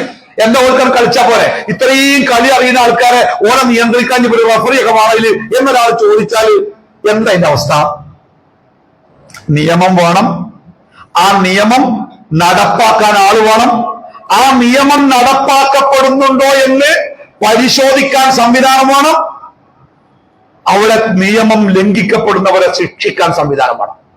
മിനിഞ്ഞാന്ന് ആ ഒരു പ്രായമായ ആളുകളെ പറഞ്ഞ് പറ്റിച്ചുകാണ്ട് സ്വർണ്ണമാല പൊക്കിപ്പോയ അയാളെ കഥ വാർത്ത വായിച്ചിട്ട് ആ വാർത്തന്റെ കൂടെ എന്താ 21ാമത്തെ വട്ടോ 41ാമത്തെ സംഖ്യ മറന്നുപോയി. 21 അതോ പിടിക്കപ്പെട്ട് ജയിലിലിട്ട് ഓനെ രക്ഷിക്കാൻ വലിയ ഒരു പ്രായച്ചിത്തമായി വലിയ സംഖ്യ കൊടുക്കണം എന്ന് പറഞ്ഞിട്ട് നമ്മളെല്ലാരും കൊടുത്തില്ലേ? എത്ര കൊടുത്തത്? എന്തായാലും കോടി ഒരു കൊല്ലത്തോളമായി കൊടുത്തിട്ടില്ലേ? ഇപ്പോഴും ഓൻ എവിടെ? ഓൻ ജയിലിൽ തന്നെ. എന്താണ് GCC ഒരു ഫേസ്ബുക്കിൽ ഒരു അമുസ്ലിം സുഹൃത്ത് എഴുതിയ ഒരു കുറിപ്പുണ്ടായിരുന്നു അതിന്റെ കൂടെ. എന്താ അറിയോ? GCC രാജ്യങ്ങളിലെ നിയമങ്ങൾ നമ്മുടെ രാജ്യത്ത് നടപ്പാക്കുമ്പോഴേ ഈ രാജ്യത്ത് കൊലപാതകങ്ങൾ കുറയുള്ളൂ. കുട്ടിയെ പോലും പേടില്ലല്ലോ, അത് കൊന്നാ കുഴപ്പമില്ല, നമ്മളെ കുട്ടികളല്ലേ, നമ്മളെ പോലീസ് ഒന്നും പിടിക്കൂല, ധൈര്യമായിട്ട് കൊന്നോ എന്ന് പറയാൻ ആളുള്ള ഒരു ലോകത്ത് എന്ത് നന്മയാണ് നമ്മൾ പ്രതീക്ഷിക്കുക? അപ്പോ ഞാൻ കുടുംബത്തേക്ക് തിരിച്ചു വരികയാണ്. കുടുംബജീവിതം എന്ന സംവിധാനത്തിന് അല്ലാഹു സുബ്ഹാനഹു വ തആല നിശ്ചയിച്ച ഒരു രൂപമുണ്ട്, ഒരു മാതൃകയുണ്ട്. ആ രൂപത്തിൽ നിന്ന് നമ്മൾ വഴിമാറി പോകുമ്പോ ആ കുടുംബത്തിൽ നിന്ന് നമുക്ക് ലഭിക്കേണ്ട ഉൽപ്പന്നമുണ്ടല്ലോ, ആ ഉൽപ്പന്നം അതിലേറ്റവും പ്രധാനം ഒന്ന് സമാധാനമാണ്, ഒന്ന് ധാർമ്മികതയാണ്, ഒന്ന് മനുഷ്യവർഗത്തിന്റെ നിലനിൽപ്പാണ്. ഇതൊക്കെയാണ് കുടുംബത്തിൽ നിന്ന് കിട്ടേണ്ടത്. ഈ കിട്ടേണ്ട ഉൽപ്പന്നങ്ങൾ ആ കുടുംബത്തിൽ നിന്ന് കിട്ടാതെ വരും. എങ്ങനെയാവുമ്പോന്നറിയോ? ആ കുടുംബത്തിന്റെ സ്ട്രക്ചർ നമ്മൾ ഉണ്ടാക്കിയ സ്ട്രക്ചർ അല്ല, കുടുംബ സംവിധാനം നമ്മൾ ഉണ്ടാക്കിയതല്ല, കുടുംബ സംവിധാനം അള്ളാഹ് ഉണ്ടാക്കിയതാ. അതുകൊണ്ട് ആ കുടുംബത്തിന്റെ സ്ട്രക്ചറും അള്ളാഹ് ഉണ്ടാക്കിയേ. ആ സ്ട്രക്ചർ നമ്മൾ മാറ്റിക്കാണ്ട് കാറിന്റെ ടയർ എടുത്തുകാണ്ട് മേലിട്ടുകാണ്ട് മറ്റേ കുലന്ന് മാത്രം അല്ലേ? അപ്പോ എല്ലാം എങ്ങനെയാ? ഓരോന്നിനും ഓരോ സ്ട്രക്ചർ ഉണ്ട്. കുടുംബം എന്ന ഈ സംവിധാനത്തിന് അള്ളാഹു നിശ്ചയിച്ച ഒരു സ്ട്രക്ചർ ഉണ്ട്. ആ കുടുംബത്തിന്റെ നാഥൻ, ആ കുടുംബത്തിന്റെ മുകളിലുള്ള ആള് എപ്പോഴും പുരുഷനായിരിക്കണം. കുടുംബനാഥൻ. ആ കുടുംബത്തെ നയിക്കുന്നത്, ആ കുടുംബത്തിന്റെ തീരുമാനങ്ങൾ, ആ കുടുംബത്തിന്റെ വഴി, ആ കുടുംബത്തിന്റെ ലക്ഷ്യം, അത് അയാളുടെ ബാധ്യതയാണ്. അർരിജാലു ഖവ്വാമൂന അലന്നിസായി. സ്ത്രീ സമൂഹത്തിന്റെ മേൽ കാര്യങ്ങൾ കൈകാര്യം ചെയ്യാനുള്ള അധികാരം പുരുഷനെ ചുമതലപ്പെടുത്തിയിട്ടുണ്ടെന്നാണ്. ആ ചുമതല വഹിക്കേണ്ട പുരുഷൻ ആ ചുമതല വഹിക്കാത്ത ഒരവസ്ഥ നമ്മുടെ കുടുംബങ്ങളിൽ വന്നപ്പോ നമ്മുടെ കുടുംബത്തിന്റെ സ്വാഭാവികമായ സഞ്ചാരത്തിന്റെ താളം തെറ്റിയിട്ടുണ്ട്. ഞങ്ങള് പുരുഷന്മാരെ അപ്പോ അത് താഴെകാലം എഴുതി അങ്ങനെ പുരുഷന്മാർക്ക് അങ്ങനെ വ്യാപകമായ പീഡനം ഇവിടെ റിപ്പോർട്ട് ചെയ്തിട്ടുണ്ടോ? പുരുഷന്മാരെ തല്ലുക, കുടിക്കുക, അടിക്കുക, കൊല്ലാൻ നോക്കുക. അപൂർവമായിട്ട് അങ്ങനെ അവരുടെയൊക്കെ വിഷം കൊടുത്തു വന്നോലും പിന്നെ ജ്യൂസിൽ വിഷം കലർത്തിയോലും അങ്ങനെയൊക്കെ അപൂർവ കേസല്ലേ അതത് പൊതുവായി. അപ്പൊ അങ്ങനെ പറഞ്ഞു വന്ന് നോക്കുമ്പോൾ ഒട്ടുമിക്ക കുടുംബങ്ങളിലും പുരുഷന് വലിയ റോളൊന്നുമില്ല. ഒരു കുറച്ചങ്ങോട്ട് പ്രായമായാല് ഒരു ഉമ്മയും ലേശം സാമ്പത്തിക വരുമാനമുള്ള മക്കളും ആണെങ്കിൽ പിന്നെ ആ പുരുഷന്റെ കാര്യം മഹാകഷ്ട. പിന്നെ മൂപ്പർക്ക് ജീവിക്കാം, അതൊന്നും ഇപ്പൊ ഞാൻ അറിയണ്ട, അതിലൊന്നും പോയിട്ട് ഇപ്പൊ ഞാൻ തളരണ്ട, അത് ഓരെന്തേലൊക്കെ ആയിക്കോട്ടെ, ഞാൻ അതിൽ ഇടപെടണ്ട എന്ന് വിചാരിച്ചിങ്ങനെ അങ്ങിലാപ്പൊങ്ങായിട്ട് നടക്കുന്ന ആൾക്കാർക്ക് നടക്കാതല്ലാതെ ഇന്റെ വീട്ടിലൊരു കാര്യം നടക്കുമ്പോ അത് ഞാൻ അറിയണ്ടേ എന്ന് വാശി പിടിക്കുന്ന ഒരാളെ സംബന്ധിച്ച് ഓന്റെ ജീവിതം കുറച്ച് പ്രശ്നം തന്നെ കാണും. ഒറ്റപ്പെട്ടു പോകും. വീട്ടിൽ കയറി ചെല്ലുമ്പോ വീട്ടിലെ ചിരികൾ നിൽക്കും. ഒരു പഴയ ഒരു പരസ്യവാചകല്ലേ ഇതാ, ചിലർ വരുമ്പോൾ ചരിത്രം വഴിമാറെന്ന് പറഞ്ഞ മരിക്കേ പെരയ്ക്ക് ബാപ്പ കയറി ചെല്ലുമ്പോ പേരന്റെ ഉള്ളിലെ അന്തരീക്ഷം മൊത്തം മാറി.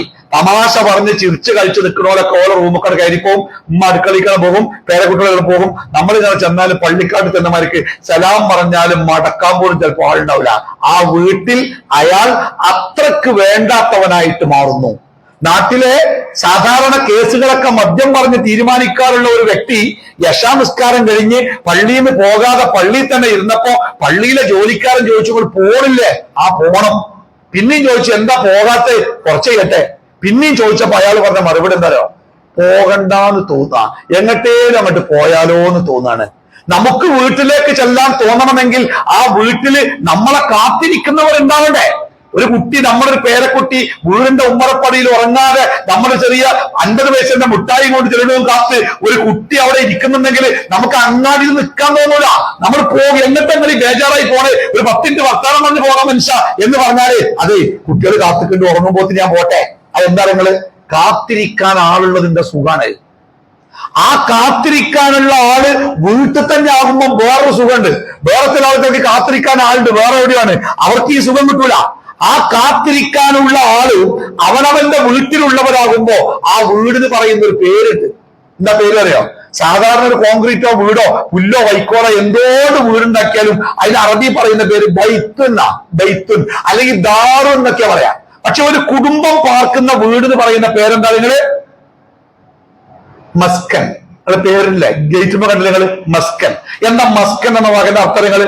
സക്കീനത്ത് എന്ന് പറഞ്ഞാൽ ശാന്തത എന്നാ. മസ്കൻ എന്ന് പറഞ്ഞാല് ശാന്തിയുടെ സ്ഥലം എന്നാ. ത്വാം എന്ന് പറഞ്ഞാൽ എന്താ? ഭക്ഷണമാണ്. എന്താ മത്താൻ എന്ന് പറഞ്ഞാല്? ഹോട്ടലിന്റെ മത്താൻ എന്ന് പറയാം. അതേപോലെ സക്കീനത്ത് ശാന്തിയാണ്. ആ ശാന്തിയുള്ള സ്ഥലമാണ് മസ്കൻ.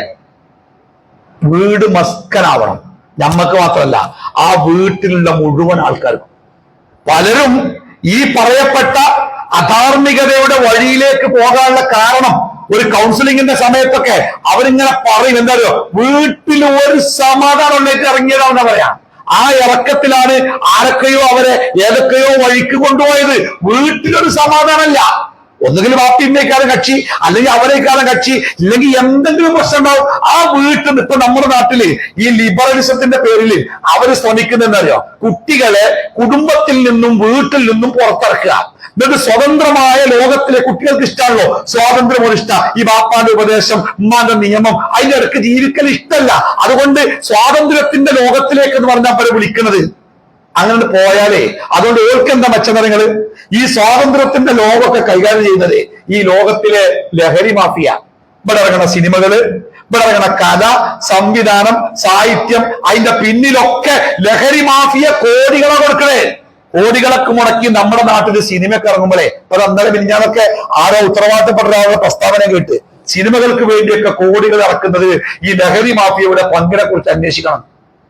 കാരണം അവരുടെ പണം കൊണ്ട് ഒരു സിനിമക്ക് കഥ എഴുതി തിരക്കഥ എഴുതുമ്പോ അത് അവർക്ക് അനുകൂലമായ, പണ്ടത്തൊക്കെ സിനിമ 10-40 വയസ്സിന് മേലുള്ള ആൾക്കാർ, അന്നത്തൊക്കെ സിനിമ എന്ന് പറഞ്ഞാല് സിനിമ എന്തിനു വേണ്ടി എന്ന ചോദ്യത്തിന് ഒരു സംവിധായകന്റെ അഭിമുഖത്തിൽ ഞാൻ വായിച്ചത് സിനിമക്ക് വേണ്ടി, കലക്ക് വേണ്ടി, അതൊരു ആസ്വാദനം, ഒരു സമയം പോവാന്, സമാധാന മനുഷ്യന്റെ കുറച്ചേരത്തെ അവന്റെ ജീവിതത്തിലെ ടെൻഷനൊക്കെ മറക്കാൻ ഒരു ആസ്വാദനത്തിനാണ് സിനിമ എന്ന് ഞാൻ അന്നൊക്കെ പറഞ്ഞില്ലേ. ഇന്നത്തെ സിനിമ അങ്ങനെയല്ല കേട്ടോ. 2024 25 ഇറങ്ങിയ കുറച്ച് സിനിമ ഉണ്ട്, അത് ഈ നാട്ടിലെ തലമുറയുടെ സംസാരത്തെ പോലും മാറ്റി, അവരുടെ സംസ്കാരത്തെ മാറ്റി. 2024 ഈ എല്ലാ കൊല്ലവും ഓരോരോ പുതിയ ഭാഷകൾ ഇങ്ങനെ നമ്മളെ ഭാഷന്റെ ഭാഗമായിട്ട് വരൂലേ, നമുക്ക് പരിചയമില്ലാത്ത ചില പദങ്ങൾ വേറെ. പീഡനം, എന്തായിരുന്നു പീഡനം പറഞ്ഞ? പീഡനം പറഞ്ഞ അക്രമല്ലേ, അങ്ങനെ നമ്മളൊക്കെ പഠിച്ചിനെ. പക്ഷെ ഇപ്പൊ പീഡനം പറഞ്ഞാൽ എന്താ? ഓനെ പീഡന കേസിൽ പിടിച്ചു പറഞ്ഞാലോ തല്ലുടിയിട്ട് പിടിച്ചു അല്ല, വേറെ പീഡനം. അതൊക്കെയാണ് ഒരു പദത്തിന്റെ ഉപയോഗത്തിൽ കാലക്രമത്തിൽ വരുന്ന മാറ്റങ്ങളാണ്. അപ്പൊ ഈ 2024 അവസാനിക്കുമ്പോ നമ്മുടെ മലയാള മനോരമ ഒരു സർവേ കണക്കെടുപ്പ് ഈ 24 വർഷത്തിൽ ഏറ്റവും കൂടുതൽ ഉപയോഗിച്ച പദം, പുതിയതായിട്ട് ഇവിടെ ഭാഷയിലേക്ക് വന്ന ഒരു പദം ഏതാണ്? ആ തെരഞ്ഞെടുപ്പില് അവർക്ക് കിട്ടിയ പദേതാരങ്ങള് അത് 2025 ജനുവരി 1 ഒരു പത്രത്തിൽ പ്രസിദ്ധീകരിച്ചത് തന്ത വൈബ് എന്നാണ് ആ പദത്തിന്റെ പേര്. തന്ത വൈബ്. തന്ത പറഞ്ഞ പാവം നമ്മളൊക്കെ തന്നെ പാപ്പ. ഈ തന്ത വൈബ് എന്താ? നിങ്ങള് ബാപ്പാന്റെ കൂടെ മക്കളായിരിക്കുമ്പോ ആ ബാപ്പാന്റെ പെരുമാറ്റത്തില് ആ മക്കൾ അനുഭവിക്കുന്ന അനുഭവമാണ് ഈ തന്ത വൈബ്. ഈ വൈബ് പറഞ്ഞാൽ എന്താണെന്ന് അറിയോ? വൈബ് നമ്മളിങ്ങനെ നല്ല തണുപ്പുള്ള ഒരു പുലരിയില് മഞ്ഞുള്ള പുല്ലിലൂടെ നമ്മൾ ഒറ്റയ്ക്ക് ഇങ്ങനെ നടക്കുക എന്ന് പറഞ്ഞാൽ അതൊരു വൈബാണ്. നല്ല ചെന്നമ്പിന്റെ മഴ പെയ്യുന്ന സമയത്ത് ആ മഴയത്ത് ഇങ്ങനെ കടപ്പുറത്ത് കൂടെ നമ്മൾ നടക്കുക എന്ന് പറഞ്ഞാൽ അതൊരു വൈബാണ്. ഈ വൈബ് പറഞ്ഞാൽ അതാണ്, ഒരു അനുഭവമാണ്. അപ്പൊ തന്ത വൈബ് എന്താ? അത് നല്ലൊരു പദമല്ല. വൈബ് നല്ല സുന്ദരമായ പദ, പക്ഷെ തന്ത എന്നുള്ള പ്രയോഗം അതത്ര നല്ലതല്ല. അതായത് ഒരു ബാപ്പാന്റെയും ഇമ്മാന്റെയും അല്ലെങ്കിൽ പ്രായമുള്ള ആളുകളുടെ കൂടെ നമ്മുടെ കുട്ടികൾ ജീവിക്കേണ്ടി വരുമ്പോ ആ കുട്ടികൾക്ക് ഈ പ്രായമുള്ളവരുടെ പെരുമാറ്റം, അവരുടെ വിലക്കുകൾ, അവരുടെ ആ സാമീപ്യം അവർക്കുണ്ടാക്കുന്ന അസ്വസ്ഥത ഉണ്ടല്ലോ, ആ അസ്വസ്ഥതയാണ് ഈ തന്ത വൈബ്. ഇതൊക്കെ എവിടുന്ന കിട്ടിയ നിങ്ങള്? തൊള്ളയെന്ന് വായിന്ന് വരുന്ന തെറി, ഒരു തെറി എന്നൊക്കെ പറഞ്ഞാല് ഒരു ഉറക്കൊരാള് തെറി പറഞ്ഞാല് ഓരോന്നോ നോക്കും, ഞാൻ പറഞ്ഞറിഞ്ഞ് കേട്ടോ, കാരണം അതൊരു മോശമനറിയാം. തെറികളൊക്കെ സാർവത്രികയില്ല. ഏത് തെറി? സാധാരണ ഒരു മനുഷ്യൻ തെറി പഠിക്കൽ വരുന്ന അറിയാല് അയലോകത്തൊക്കെ കുഴപ്പമുള്ള ആൾക്കാരോ ബാപ്പിമ്മയൊക്കെ തമ്മിൽ എന്നും വീട്ടിൽ പ്രശ്നക്കാണെങ്കിൽ ഓര് പറയുന്ന തെറിയൊക്കെ മക്കൾ പഠിക്കും. അതൊരു മോശപ്പെട്ട വാക്കായിട്ടാണ് മക്കൾ പഠിച്ചിരുന്നത്. പക്ഷെ കുറച്ച് സിനിമകൾ ഇറങ്ങിയപ്പോ തെറിയൊക്കെ സാഹിത്യമായി. തെറിയുടെ രാഷ്ട്രീയം എന്ന പേരിൽ ചർച്ചകൾ ഉണ്ടായി.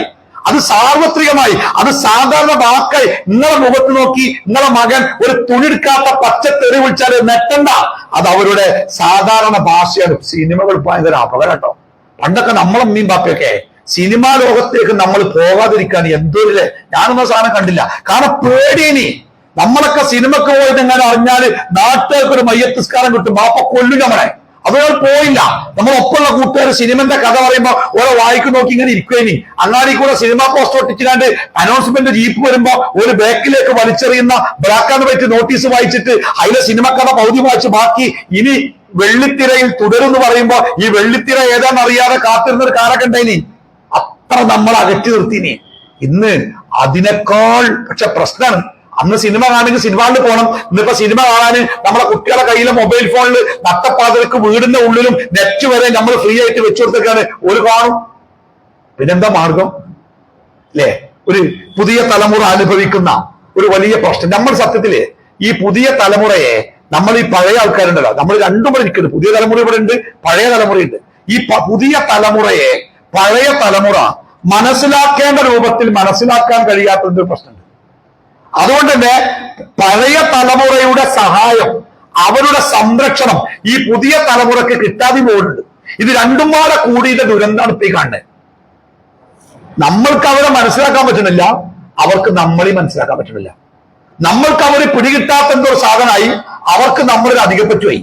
അതിന്റെ ഇടയിൽ രണ്ടു കൂട്ടർക്കും ഒന്നും ചെയ്യാനാവാതെ രണ്ടു കൂട്ടരും നിഷ്ക്രിയരായിട്ട് നിസ്സഹായരായിട്ട് ഇരിക്കുക. ഞാൻ പറഞ്ഞല്ലോ, നമ്മുടെ കുട്ടികള് ഇപ്പോ ഒരു 7ാം ക്ലാസ് വരെയുള്ള സ്കൂളിലെ കുട്ടികള്, 7ാം ക്ലാസ്സിൽ പഠിക്കുന്ന ഒരു കുട്ടിയുടെ വീട് മഴയത്ത് പൊളിഞ്ഞു അടിയെന്ന് കേട്ടപ്പോ ആ ക്ലാസ്സിലെ കുട്ടികൾ സങ്കടപ്പെട്ട് ക്ലാസ് ടീച്ചർ അടുത്ത് വന്നോളൂ, ടീച്ചറെ നമ്മളെ കൂടെയുള്ള പേരെ കൊഴിഞ്ഞ ഒരു പെരയറ്റി കൊടുക്കല്ലേ. ടീച്ചർ പറഞ്ഞു പെരയറ്റി കൊടുക്കുന്നത് എളുപ്പമല്ല, അതിന് ഒരുപാട് പൈസ ഉണ്ട്, വേണ്ട ഞങ്ങൾ അച്ഛൻ്റെ ഒക്കെ അമ്മൻ്റെ ഒക്കെ വാങ്ങിക്കോളാം. കുട്ടികൾ കൂടി അവർ ഫണ്ട് ഉണ്ടാക്കി, PTA കൂടി, അധ്യാപകർ കൂടി സഹപാഠിക്ക് അവർ വീട് വെച്ചു കൊടുത്തു. ഇപ്പം താമരശ്ശേരിയിൽ കൊല്ലപ്പെട്ട കുട്ടിയുടെ വീട്ടിലേക്ക് ആ സ്കൂളിലെ കുട്ടികൾ ധനസഹായം വാങ്ങിയില്ല വേറെ, പക്ഷെ അവർ പോയില്ലേ. ഇപ്പൊ നമുക്കറിയാം നമ്മുടെ നാട്ടിലൊക്കെ മേപ്പാട് ദുരന്തത്തിൽ നമ്മുടെ പുഴയിലൂടെ ഒലിച്ചു വന്ന ആ ശരീരത്തിന്റെ അഴുകിയ ശരീരഭാഗങ്ങൾ പെറുക്കിയെടുക്കാൻ വേണ്ടി അങ്ങോട്ട് പോയത് 45 50 ആയ മുടി നിറച്ച ആൾക്കാരല്ലല്ലോ. ഒച്ചുള്ള മരിക്കുമ്പോ ഉറക്ക ഒച്ചുണ്ടാക്കി വന്ന 15 18 20 വയസ്സുള്ള കുട്ടികളല്ലേ ആ കാട് കയറിയത്. അവർക്ക് അജണ്ട വെച്ചു കൊടുത്താൽ, മക്കളെ നിങ്ങൾ ഇങ്ങനെയാണ് വളരേണ്ടതെന്ന് വെച്ചു കൊടുത്താൽ നന്ന, പക്ഷെ നമ്മൾ വെച്ചു കൊടുക്കണില്ല. അപ്പുറത്ത് വരുന്നുണ്ട് സിനിമകളിലൂടെ, രാഷ്ട്രീയത്തിലൂടെ, കലയിലൂടെ, തോന്നിവാസത്തിലൂടെ, ലഹരിയിലൂടെ അവർക്ക് കൃത്യമായ അജണ്ട. വൈകുന്നേരം ഇന്ന സ്ഥലത്ത് പരിപാടി ഉണ്ട്, DJ പാർട്ടി ഉണ്ട്, ഇത്ര കുട്ടികളെ കൂട്ടി വരണം കേട്ടോ, വരണം, വന്നാൽ ഇത്ര കുട്ടികളുണ്ടെങ്കിൽ. ഇപ്പൊ ഗൾഫിലെ കണ്ടില്ല ഞങ്ങള് ചില മക്കത്തോ മദീനത്തൊക്കെ നമ്മളിങ്ങനെ ഹറമെന്ന് പുറത്തു എടുക്കുമ്പോ കാണാം mall mall mall mall mall mall എന്താണ് ടാക്സിക്കാർ വിളിക്കുക.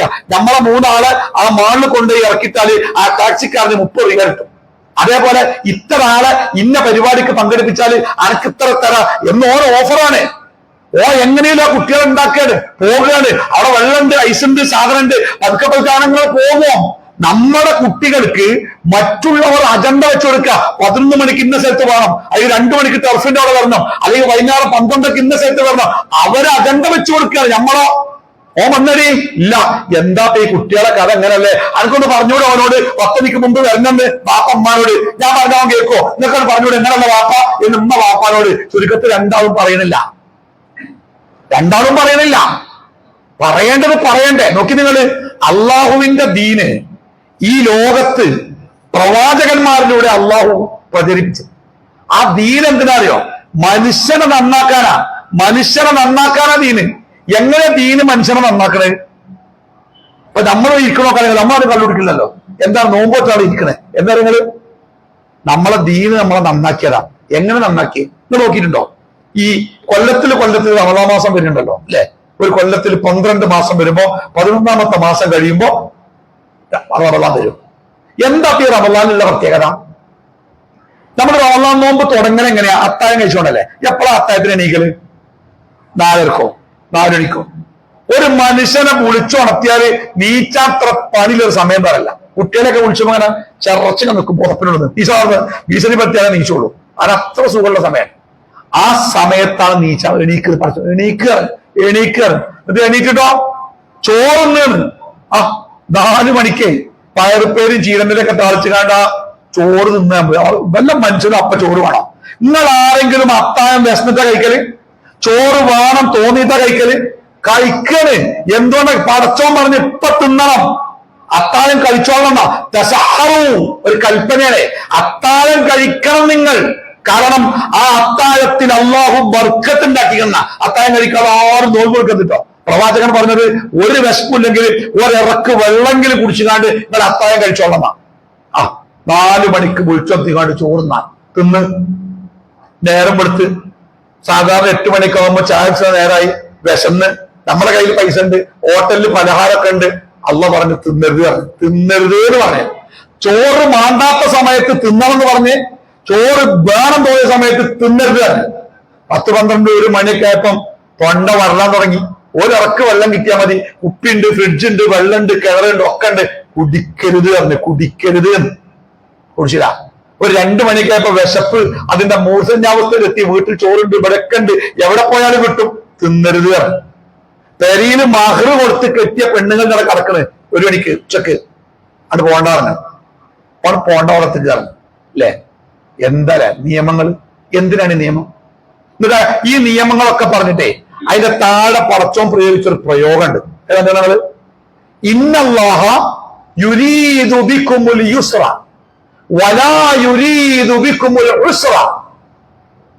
അള്ളാഹു നിങ്ങൾക്ക് എളുപ്പമുണ്ടാവാനാണ് ആഗ്രഹിക്കുന്നത്, നിങ്ങൾക്ക് പ്രയാസമുണ്ടാക്കാനല്ല. എന്നാ പിന്നെ നോമ്പ് രാത്രിയാക്കി കൂടെ? മാജിബ് സ്ക്രിപ്റ്റ് സുബൈ വരെ നോമ്പ് ഒന്നും തിന്നണ്ട, എന്നാ നല്ല സുഖല്ലേനോ?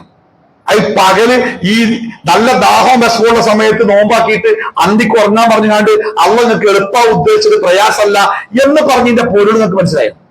ഈ ഖുർആനിന്റെ ആയത്തിനെ ആയത്ത് എന്ന വാക്കിന്റെ അർത്ഥം നിങ്ങൾക്ക് ദൃഷ്ടാന്തം.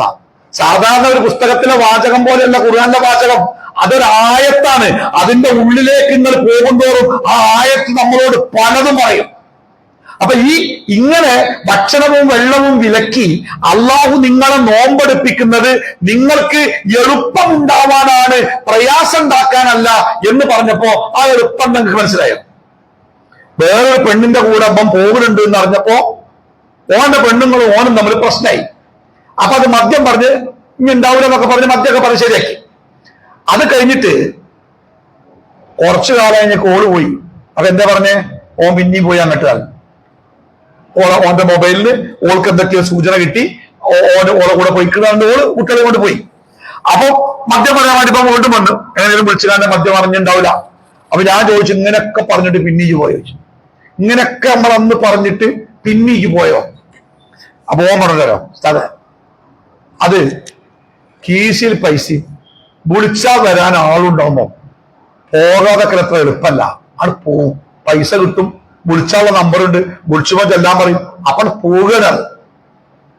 എനിക്കങ്ങനെ പോകാൻ കഴിയില്ല, നിങ്ങൾക്ക് കഴിയില്ല. എനിക്ക് വിശ്വാസം എന്താ അറിയോ? നമ്മള് ഒരു പരിശീലനം കിട്ടി വന്നോരാ. സ്വന്തം നിക്കാഹ് ചെയ്ത പെണ്ണിന്റെ അടുത്തേക്ക് പോകരുത് എന്ന് പറഞ്ഞപ്പോ എന്നാ ഞാൻ പോണില്ല എന്ന് തീരുമാനിച്ച എനിക്ക് ജീവിതത്തിൽ ഒരിക്കലും ഈ പോകരുത് എന്ന് പറച്ചോൻ പറഞ്ഞ ഒരു പെണ്ണിന്റെ അടുത്തേക്ക് പോകാതെക്കല് എനിക്ക് എളുപ്പാ. പോകാതെക്കല് പക്ഷെ ഓനത് എളുപ്പല്ല. ഓൻ പോവുകയാണ്. ഓന് പോകാതെക്കല പണി. ഓന് വിളിച്ചാല് ഓളെ നമ്പറുണ്ട്, ഓന് എന്നിട്ട് വിളിച്ചാലേ പോകാതെക്കാൻ പറ്റൂല. അവനെ സംബന്ധിച്ച് പോകാതിരിക്കൽ പ്രയാസ, പോകൽ എളുപ്പ. നമ്മളെ സംബന്ധിച്ച് പോകാനാ പ്രയാസം, പോകാതെക്കാൻ എളുപ്പ. എന്തുകൊണ്ടാണ് നമുക്ക് പോകാതെക്കാൻ എളുപ്പമായത്? നമ്മളങ്ങനെ പരിശീലിപ്പിച്ച്, നമ്മൾക്ക് അങ്ങനെയുള്ള ഒരു പരിശീലനം പടച്ചോൻ തന്നെ. അതുകൊണ്ട് തന്നെ പടച്ചോന്റെ ആ പരിശീലനം കിട്ടിയത് കൊണ്ട് ഇപ്പൊ നമുക്ക് എളുപ്പം. എന്തിന്? തെറ്റ് ചെയ്യാതെക്കാൻ. ഞാൻ ഇതുവരെ കള്ളുടിച്ചിട്ടില്ല, സത്യമായിട്ട് കുടിച്ചിട്ടില്ല. എന്റെ കീശിന് പൈസ ഉണ്ട്, അതെവിടെ കിട്ടുക എനിക്കറിയാം. ഇനി ഞാൻ പൈസ കൊടുത്താൽ കൊന്നൊരാളുണ്ട്, എല്ലാം ഉണ്ട്. ഞാൻ കുടിച്ചിട്ടില്ല. എന്താ കുടിക്കാത്തത്? എനിക്ക് കള്ള് കുടിക്കാതൊക്കെ അതിലൊരു പ്രശ്നമല്ല, കുടിക്കാതൊക്കെ. എന്നാ വേറൊരാളോട് ചോദിച്ചോ, ഇങ്ങനെയൊക്കെ കിട്ടുന്ന പൈസ, കൂലിപ്പണിക്ക് കിട്ടുന്ന പൈസ, അതിന്റെ മക്കൾ പട്ടിണിയല്ലേ, ഇതെന്തിനെങ്ങനെ വൈകുന്നേരം കുടിച്ച് നശിക്കണേ? കുടിച്ചടക്കാൻ പറ്റൂല. ഓരോ കുടിച്ചള എളുപ്പം, കുടിച്ചടക്ക ഒരു പ്രയാസ. അല്ലാഹു യുരീദുല്ലാഹു ബിക്കുമുൽ യുസ്റ വലാ യുരീദുകുമുൽ ഉസ്റ എന്ന് പറഞ്ഞാൽ എളുപ്പം കാര്യങ്ങള് തെറ്റിലേക്ക് പോകാതിരിക്കൽ നിങ്ങൾക്ക് എളുപ്പമാവണം. തെറ്റിലേക്ക് പോകാതിരിക്കൽ എളുപ്പമാവണം. അതിന് അന്തങ്ങളെ പരിശീലനം. ഞാൻ ഇരിക്കേ ഞങ്ങള് അരീക്കോട് ആ MSP ക്യാമ്പ് ഉണ്ട് കുന്നിന്റെ മേലെ. അവിടെ അങ്ങനെ കോളേജ് പഠിക്കുന്ന കാലത്ത് അവിടെ പോയി ചിലപ്പോൾ കാറ്റുകൊണ്ടിരിക്കും. അപ്പൊ അവിടെ അങ്ങനെ ഈ പിന്നെ MSP പോലീസുകാരെ പരിശീലനക്കാരൻ അപ്പൊ കാഴ്ചയുണ്ട്. അവിടെ എന്തോ വെള്ളം പിന്നെ അവിടുത്തെ കിണറ്റിലോ ടാങ്കിലോ വെള്ളമായിട്ട് താഴേന്ന് വെള്ളം ഇങ്ങനെ മേലേക്ക് കൊണ്ടുപോവാൻ. കുടുംബ സംവിധാനത്തിന് അല്ലാഹു നിശ്ചയിച്ച നിയമത്തെ നമ്മൾ തകർക്കുമ്പോൾ നമ്മൾ അനുഭവിക്കുന്ന ദുരന്തത്തിന്റെ ഒരു ചിത്രമാണ് ഞാൻ എല്ലാ സ്ത്രീകൾക്ക് വേണ്ടി ക്ലാസ് എടുക്കുന്ന എല്ലാ ക്ലാസ്സിലും പറയാം, സ്ത്രീകളെ നിങ്ങളുടെ വീടിന്റെ രാജാവ് നിങ്ങളുടെ ഭർത്താവാണ്. നിങ്ങളെ ഭർത്താവ് വീട്ടിൽ നിന്ന് പുറത്തേക്ക് ഇറങ്ങുമോ? മക്കളെ നമ്മളൊക്കെ പ്രധാനമന്ത്രി വിദേശയാത്ര നടന്നല്ലോ, എക്കണക്കു എന്നായിക്കോട്ടെ. എന്ന് പോകുമ്പോഴും പ്രധാനമന്ത്രി വിദേശയാത്ര ഉണ്ടെങ്കിൽ എയർപോർട്ട് യാത്രയാക്കാൻ ആരുണ്ടാവുന്ന നിങ്ങൾ നമ്മുടെ നാട്ടിലെ പ്രധാന ഉദ്യോഗസ്ഥന്മാരും മന്ത്രിസഭയിലെ പ്രധാനപ്പെട്ട ആളുകൾ വീട്ടിൽ വഴി അറിയാനിട്ടല്ല. അതെന്താ ആദരവാണ്. ഞാൻ പറയുന്നത് നിങ്ങളെ ഭർത്താക്കന്മാർ, നമ്മുടെ കുട്ടികളെ വാപ്പാര് ഒരു വഴിക്ക് പോകണമെങ്കിൽ മക്കളെ ബാപ്പ പോകട്ടോ, എടി എവിടെയാ ഞാൻ വായിക്കണം, പുസ്തകം വെച്ചു വാ, മോനെ എവിടെയാ ഞാനും പോയി കമ്പ്യൂട്ടർ ആളെ വെച്ചുകൊണ്ട് ബാപ്പ പോകണേ. അത് ഉമ്മാന്റെ ഡ്യൂട്ടിയാ. അത് ഉമ്മാക്ക് പറഞ്ഞു കൊടുക്കണം. ആരാ പറഞ്ഞു കേൾക്കാൻ പ്രശ്നം, പറഞ്ഞു കൊടുക്കണം. എന്നിട്ട് ഈ വീടിന്റെ വരാന്തേരി ബാപ്പ മക്കളെ അസ്സലാമു അലൈക്കും ഞാൻ പോകട്ടോ, ബാപ്പ തിരിഞ്ഞോക്കി പോകുമ്പോഴേ ആ ബാപ്പാന്റെ കണ്ണിൽ നമ്മളൊക്കെ ഉണ്ടാവും. എന്നാലേ ആ വീട്ടിൽ അതേ മനസ്സോടെ തിരിച്ചു വരാൻ ആ ബാപ്പക്ക് തോന്നും. ബാപ്പ വരുമ്പോഴും റസൂലുള്ളാഹി സ്വല്ലല്ലാഹു അലൈഹി വസല്ലം പറഞ്ഞു, നിങ്ങൾ ദീർഘയാത്ര കഴിഞ്ഞ് വരുമ്പോ നേരെ വീട്ടിൽ ചെന്ന് കയറരുത്, നിങ്ങൾ പള്ളിക്ക് പോയിക്കോളി. കാരണം അന്നത്തെ ദീർഘയാത്ര മരുഭൂമി കൂടെ ദിവസങ്ങൾ മാസങ്ങൾ യാത്ര ചെയ്ത് വരില്ലേ, യുദ്ധം കഴിഞ്ഞോ യാത്ര കഴിഞ്ഞോ. അപ്പൊ പള്ളിയിലെത്തുക, എന്നിട്ട് വീട്ടിലേക്ക് വിവരം അറിയിക്കും നിങ്ങൾ വരുന്നുണ്ട്. എന്തിനാ പറഞ്ഞറിയോ? നിങ്ങൾ വരുന്നുണ്ട്, നിങ്ങളെ ഒരുങ്ങാൻ നിങ്ങളുടെ വീട് റെഡി ആവട്ടെ. പെണ്ണുങ്ങളൊക്കെ കുളിച്ച് നല്ല ഡ്രസ്സൊക്കെ ഉഷാറായിട്ട് അവർ കുട്ടികളൊക്കെ നോക്കി അവർ നമ്മൾ അതൊക്കെ വാപ്പാന്റെ പേര് വണ്ടി ഇറങ്ങുമ്പോഴേ ചെന്ന് വാപ്പാന്റെ പെട്ടിക്ക് എടുത്താൽ എന്തൊക്കെ വരാം. നമ്മളെ പുതിയ ഫ്രണ്ട് എന്താ നിങ്ങൾ അറിയിക്കാതെ ഗർഭതൊക്കെ വരും. പെരിക്കടന്ന് വാതില കൊട്ടുമ്പോ അമ്മ അന്തം വിട്ടിക്കണം. അതിന് വീഡിയോ കൊണ്ടെടുത്ത ബാഗിലുണ്ടാവും. പെണ്ണുങ്ങൾ അലങ്കാറാണ്, അപ്പുറം കുട്ടികൾ വണ്ടി അല്ലെങ്കിൽ വീഡിയോ, എന്നിട്ട് ലൈക്കും ഷെയറും നോക്കി കായ് ഉണ്ടാക്കാൻ നോക്കണ തറവാടിത്തല്ലാത്ത സംസ്കാരം. പെരീക്കട ചെല്ലുമ്പോൾ നമ്മൾ ചെല്ലുമ്പോൾ നമ്മുടെ വീട് നമ്മൾ അത് നിർബന്ധ ബുദ്ധിയോടെ പെരീക്കട ചെല്ലുമ്പോൾ മോനെടുത്തു, എവിടെ മോനെ വിളിച്ച, എവിടെ മോളെവിടെ, ഓളെ വിളിച്ച എന്ത് നമ്മൾ നമ്മുടേതായ ആ ഒരു ആണത്വം നമ്മുടെ വീട്ടിൽ കാണിക്കണം. ആ വീട് നമ്മുടെ വീടാണ്. അല്ലാഹു തആല ആ ഒരു കുടുംബത്തെ നമ്മളെ ഏൽപ്പിച്ചപ്പോ നമ്മളോട് റബ്ബ് പറഞ്ഞൊരു വാക്കെന്താ? ഇതൊരു അമാനത്താണ് കേട്ടോ. ഈ അമാനത്തിനെ കുറിച്ച് നാളെ പരലോകത്ത് ചോദിക്കൂട്ടോന്ന്. ഞാൻ നോക്കല്ല കുട്ടികളെ കാര്യം ഒറ്റത് ഞാൻ പറഞ്ഞാൽ കേൾക്കൂല. ഓരോരോ കൊണ്ടല്ലോ ഓടോടൊപ്പം നടക്കുക. ഞാൻ നോക്കല്ല, എന്തേലായിക്കോട്ടെ, കുടിച്ച വലിച്ച എന്തേലായിക്കോട്ടെ, നമുക്ക് പിരിയാൻ കഴിയൂല. നാളെ പരലോകത്തെ ഇന്ന വിചാരണക്ക് പടച്ചോൻ എങ്ങനെ വിളിക്കുക? ഈ അലി ഷാക്കിർ എന്ന് പറഞ്ഞ ഇന്നെ പടച്ചോൻ വിചാരണ ചെയ്യാൻ വേണ്ടി വിളിക്കുക. അലി ഷാക്കിർ ബിൻ ഹുസൈൻ എന്നാ വിളിക്കുക. എന്റെ ബാപ്പാന്റെ പേര് നിങ്ങളൊക്കെ അങ്ങനെ വിളിക്കുക. നിങ്ങളൊക്കെ മക്കളെ എന്റെ ഞാൻ ഒഴിവാക്കിക്കണേ എന്നൊന്നും പറഞ്ഞാൽ ഒഴിവാവൂലത്. ഒരു ബാപ്പാന്റെ മേലെന്ന് കുട്ടികളെ പറിച്ചറിയാൻ കഴിയോ? DNA ടെസ്റ്റ് കണ്ടില്ലെങ്കിൽ എത്ര കൊല്ലം കഴിഞ്ഞാലും ബാപ്പാന്റെ അസ്ഥിയുടെ ഒരു കഷ്ണം കിട്ടിയാൽ അതിന് മക്കളെ കണ്ടുപിടിക്കാൻ പറ്റുന്നു. ലോകം മനസ്സിലാക്കിയില്ലേ? പിന്നെ എങ്ങനെ പടച്ചോന്റെ അടുത്ത്? അതുകൊണ്ട് മക്കളും കുടുംബവും നമ്മളെ അമാനത്താ. അത് ഓലായി ഓല പാടായി ഒരു തോന്നിയ പോലെ പോയിക്കൊണ്ടത് പറയാൻ നമുക്ക് അവകാശമല്ല. അധികാരമുള്ളത് പോലെ നമുക്ക് അവകാശമല്ല. നമ്മുടെ ഹക്കാണ് കുടുംബം, നമ്മുടെ ഹക്കാണത്. നമ്മുടെ കുടുംബത്തിൽ അങ്ങനെ ഉണ്ടാകരുത്. ഞങ്ങനെ ഒരുത്ത ഞാനിങ്ങനെ നെറ്റ് പോയിക്കോ വിട്ടോ നൂഹുനബിയുടെ മകൻ അറിയുമ്പോൾ ഞങ്ങള് പോകാം. പക്ഷെ നമ്മുടെ കുടുംബത്തിൽ നമ്മുടെ കീഴിൽ നിൽക്കുമ്പോ അവൻ നമ്മുടെ മകനായിട്ട് വളരണം, മകളായിട്ട് വളരണം, വളർത്താൻ നമുക്ക് കഴിയണം.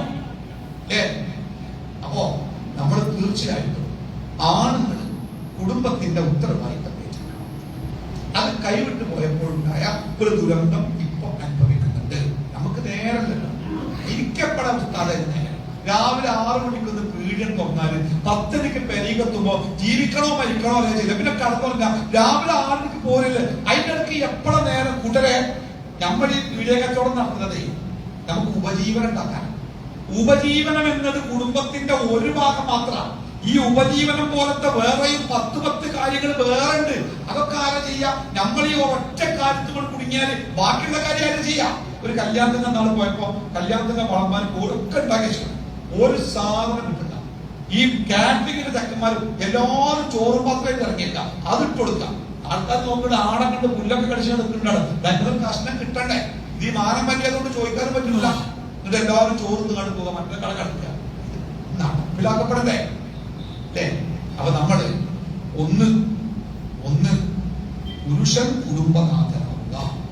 ആ പുരുഷത്വം കുടുംബത്തിന്റെ മുന്നോട്ടുള്ള ഗമനത്തിന് ഉപയോഗപ്പെടുത്തുക. 1. 2, ആരാണ് കുടുംബത്തിലെ ഭാര്യ അല്ലെങ്കിൽ നമ്മുടെ ഭാര്യ? നമ്മുടെ കുട്ടികളുടെ ഉമ്മ ആരാണ്? ഉമ്മ നമ്മുടെ ഭാര്യ, നമ്മുടെ ഭാര്യയാണോ? നമ്മുടെ കുട്ടികളുടെ ഉമ്മയാണ്. അവർക്കൊരു ഡ്യൂട്ടിന്റെ വീട്ടിൽ എന്താണ് വീട്ടുകാരെ അൽമർഅത്തുൻ റാഇയത്തുൻ ഫീ ബൈത്തി സൗജിഹ.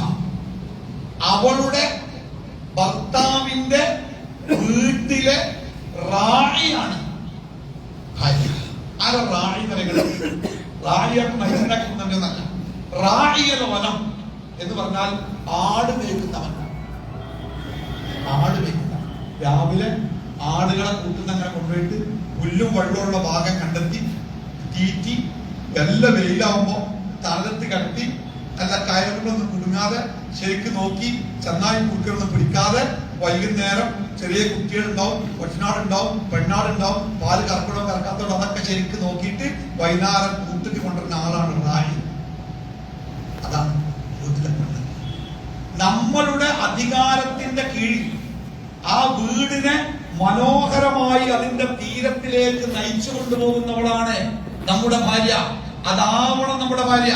അതിനുള്ള സമയവും അതിനുള്ള തന്റെ ഇടവും അതിനുള്ള അധികാരവും അവൾക്ക് വീട്ടിലുണ്ടാവും. ഈ രാവിലെ 7 മണിക്ക് പണിപ്പോയി വൈകുന്നേരം 7 മണിക്ക് പെരീക്ക് പാഞ്ഞേരി വരുന്ന ഒരു പെണ്ണിന് എവിടെ മുതലൊക്കെ നോക്കാൻ നേരം കിട്ടുക?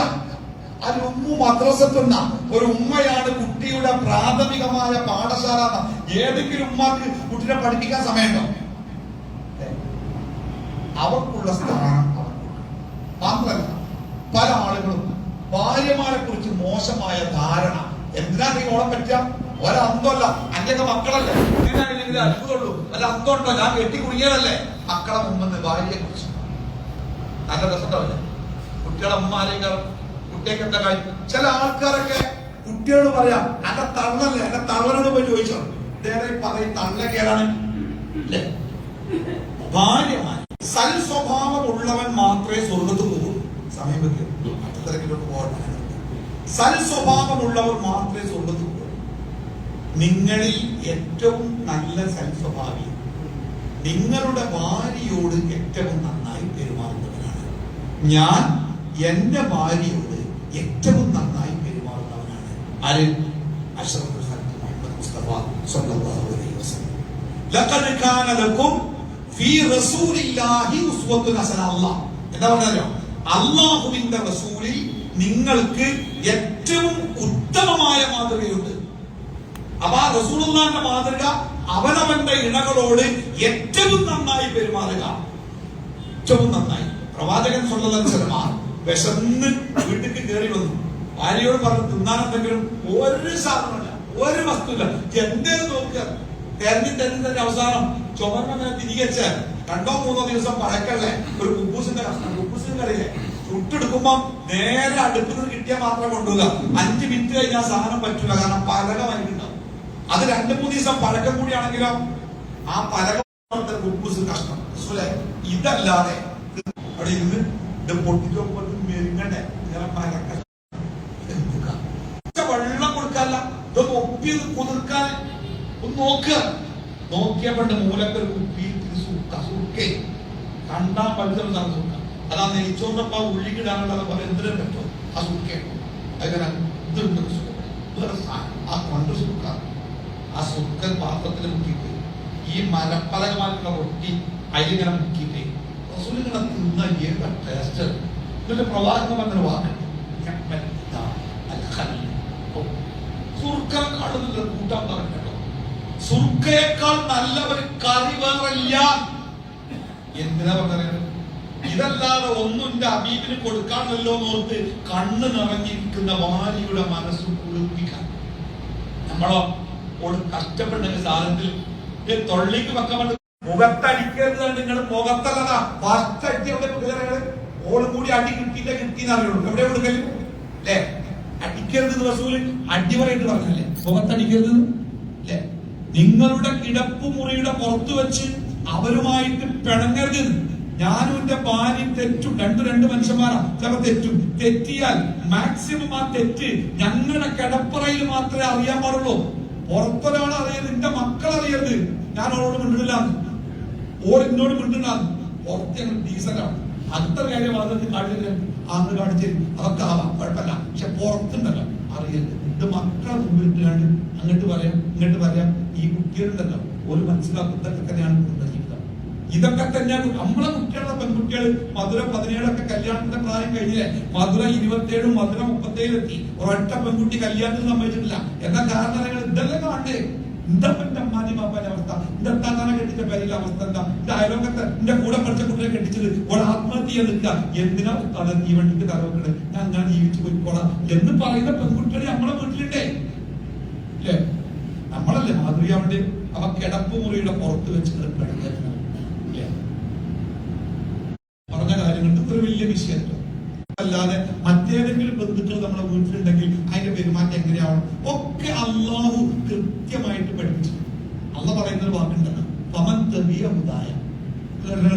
പമൻ തബിയ ഹുദായ, എന്റെ നിയമനിർദ്ദേശങ്ങളെ ആര് പിൻപറ്റാൻ തയ്യാറുണ്ടോ, വലാ ഖൗഫുൻ അലൈഹിം, അവർക്ക് പേടിക്കേണ്ടി വരില്ല, വലാ ഹും യഹ്സനൂൻ, അവർക്ക് ദുഃഖിക്കേണ്ടി വരില്ല. ഈ പേടി എന്ന വരാനിരിക്കുന്ന ഒരു കാര്യത്തെ കുറിച്ചുള്ള സംഗതിയ പേടി. എന്ന് പറഞ്ഞാൽ എന്തായാലും സങ്കടം, കഴിഞ്ഞു പോയ കാര്യത്തെ കുറിച്ചുള്ള സങ്കടം. അപ്പൊ കഴിഞ്ഞു പോയതിനെ കുറിച്ചും വരാനിരിക്കുന്നതിനെ കുറിച്ചും വേവലാതികളില്ലാത്ത ഒരു ജീവിതം ഉണ്ടാവും. എന്തുവാണെന്നറിയോ? ഏത് രംഗത്തും അള്ള എന്താണോ പറഞ്ഞ് അതനുസരിച്ച് നിൽക്കണം. അത് വിട്ടുകാണ്ട് നമ്മൾ തോന്നിയ വഴിക്ക് പോയാൽ അള്ളാന്റെ സംരക്ഷണം നമുക്ക് നഷ്ടമായി. പ്രവാചകൻ പറഞ്ഞു, യഹ്ഫദില്ല, നീ അള്ളാനെ സൂക്ഷിച്ചാൽ യഹ്ഫദുക, അള്ളാഹു നിന്നെ സൂക്ഷിക്കും. അള്ളാനെ സൂക്ഷിക്കാൻ എന്താ? അള്ളാഹ് വെയിലും മഴയൊക്കെ തട്ടാതെ സൂക്ഷിക്കാനല്ലോ, അതിന്റെ ആവശ്യം അള്ളാഹില്ലല്ലോ. അള്ളാനെ സൂക്ഷിക്കാറിനാൽ അള്ളാഹ് വലിയ പറഞ്ഞിരിക്കും. അങ്ങനെ ജീവിച്ചാൽ അള്ളാഹ് നമ്മളെ കാക്കും എന്ന് പറഞ്ഞാൽ അതൊരു സംരക്ഷണം, അള്ളാഹിന്റെ സംരക്ഷണം. അതൊരു വലിയ സംരക്ഷണം അല്ലേ? കൃത്യമായ കുടുംബ ബന്ധത്തിന്റെ മനോഹാരിത നമ്മുടെ കുടുംബത്തെ പറഞ്ഞ് പഠിപ്പിക്കണം, പഠിപ്പിക്കണം. നമ്മുടെ ഭാര്യമാരൊക്കെ പലപ്പോഴും നമ്മളൊക്കെ ഈ ഇടപ്പങ്ങൾ ക്ലാസ്സിലുണ്ട്, നിങ്ങൾ വെള്ളിയാഴ്ച തുമയ്ക്ക് വരാറുണ്ട്.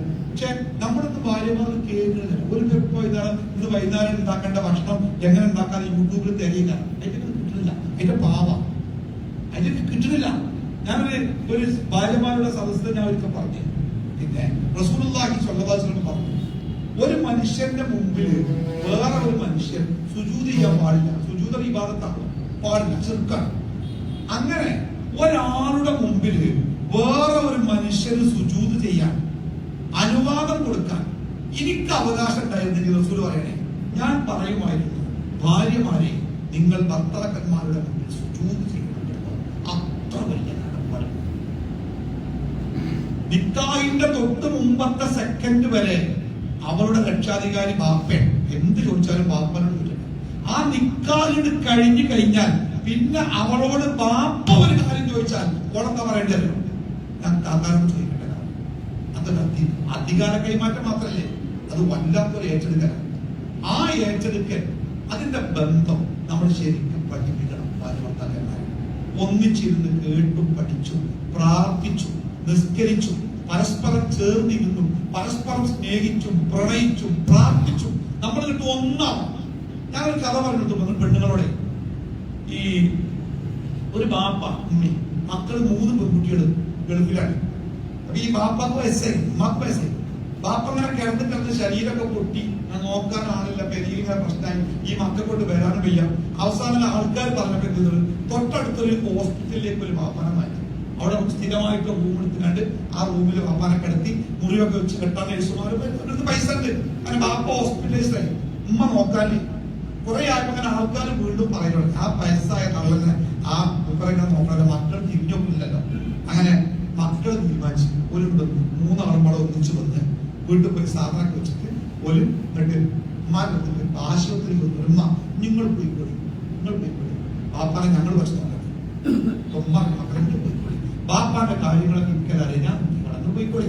പക്ഷെ മക്കൾ പറഞ്ഞേ ഞങ്ങൾ നോക്കാൻ വന്നതിനായിട്ട് വന്നാണ്. ഞങ്ങൾ നോക്കിക്കോളി, ഞങ്ങൾ ഇരുന്നോളാം, പാട്ടങ്ങൾ പോയിക്കോളി, നിങ്ങളൊന്ന് കുളിച്ചൊന്ന് ഉറങ്ങിയ കുശത്ര ദിവസം ഉറങ്ങിയിട്ട് ഒന്ന് ഉഷാറായിട്ട് വരി, നിങ്ങൾക്ക് നോക്കാം. കുറെ കാലങ്ങൾ നോക്കണ്. മക്കള് ഉമ്മാനും പാപ്പാനും കളിയാക്കി കല്യാണം കഴിഞ്ഞാൽ പോലും തന്നെയാണ്. അവസാനം മനസ്സോളം അമ്മ പോകാൻ വേണ്ടി എനിക്ക് ഭർത്ത കെട്ടിനാണ് പാപ്പാനോട് പറഞ്ഞാല് ഞാനൊന്ന് പോയൊക്കെ കുട്ടികളുടെ പാപ്പ ചെരിഞ്ഞിറക്കണം. പാപ്പ ഒന്ന് മലന്ന് കിടന്നൊക്കെ കേട്ട് കണക്കം ഒന്ന് മലന്ന് കിടന്നിട്ട് ഉമ്മാന്റെ മുഖത്ത് നോട്ടം. കഴിഞ്ഞ 19 കൊല്ലായി പാപ്പാന്റെ നോട്ടം എന്താണെന്ന് ഉമ്മാക്ക് ശരിക്കറിയാം. ഒരു നോട്ടം പയക്കില്ല. അപ്പൊ ഉമ്മ പറഞ്ഞാൽ ഞാൻ പോണില്ല.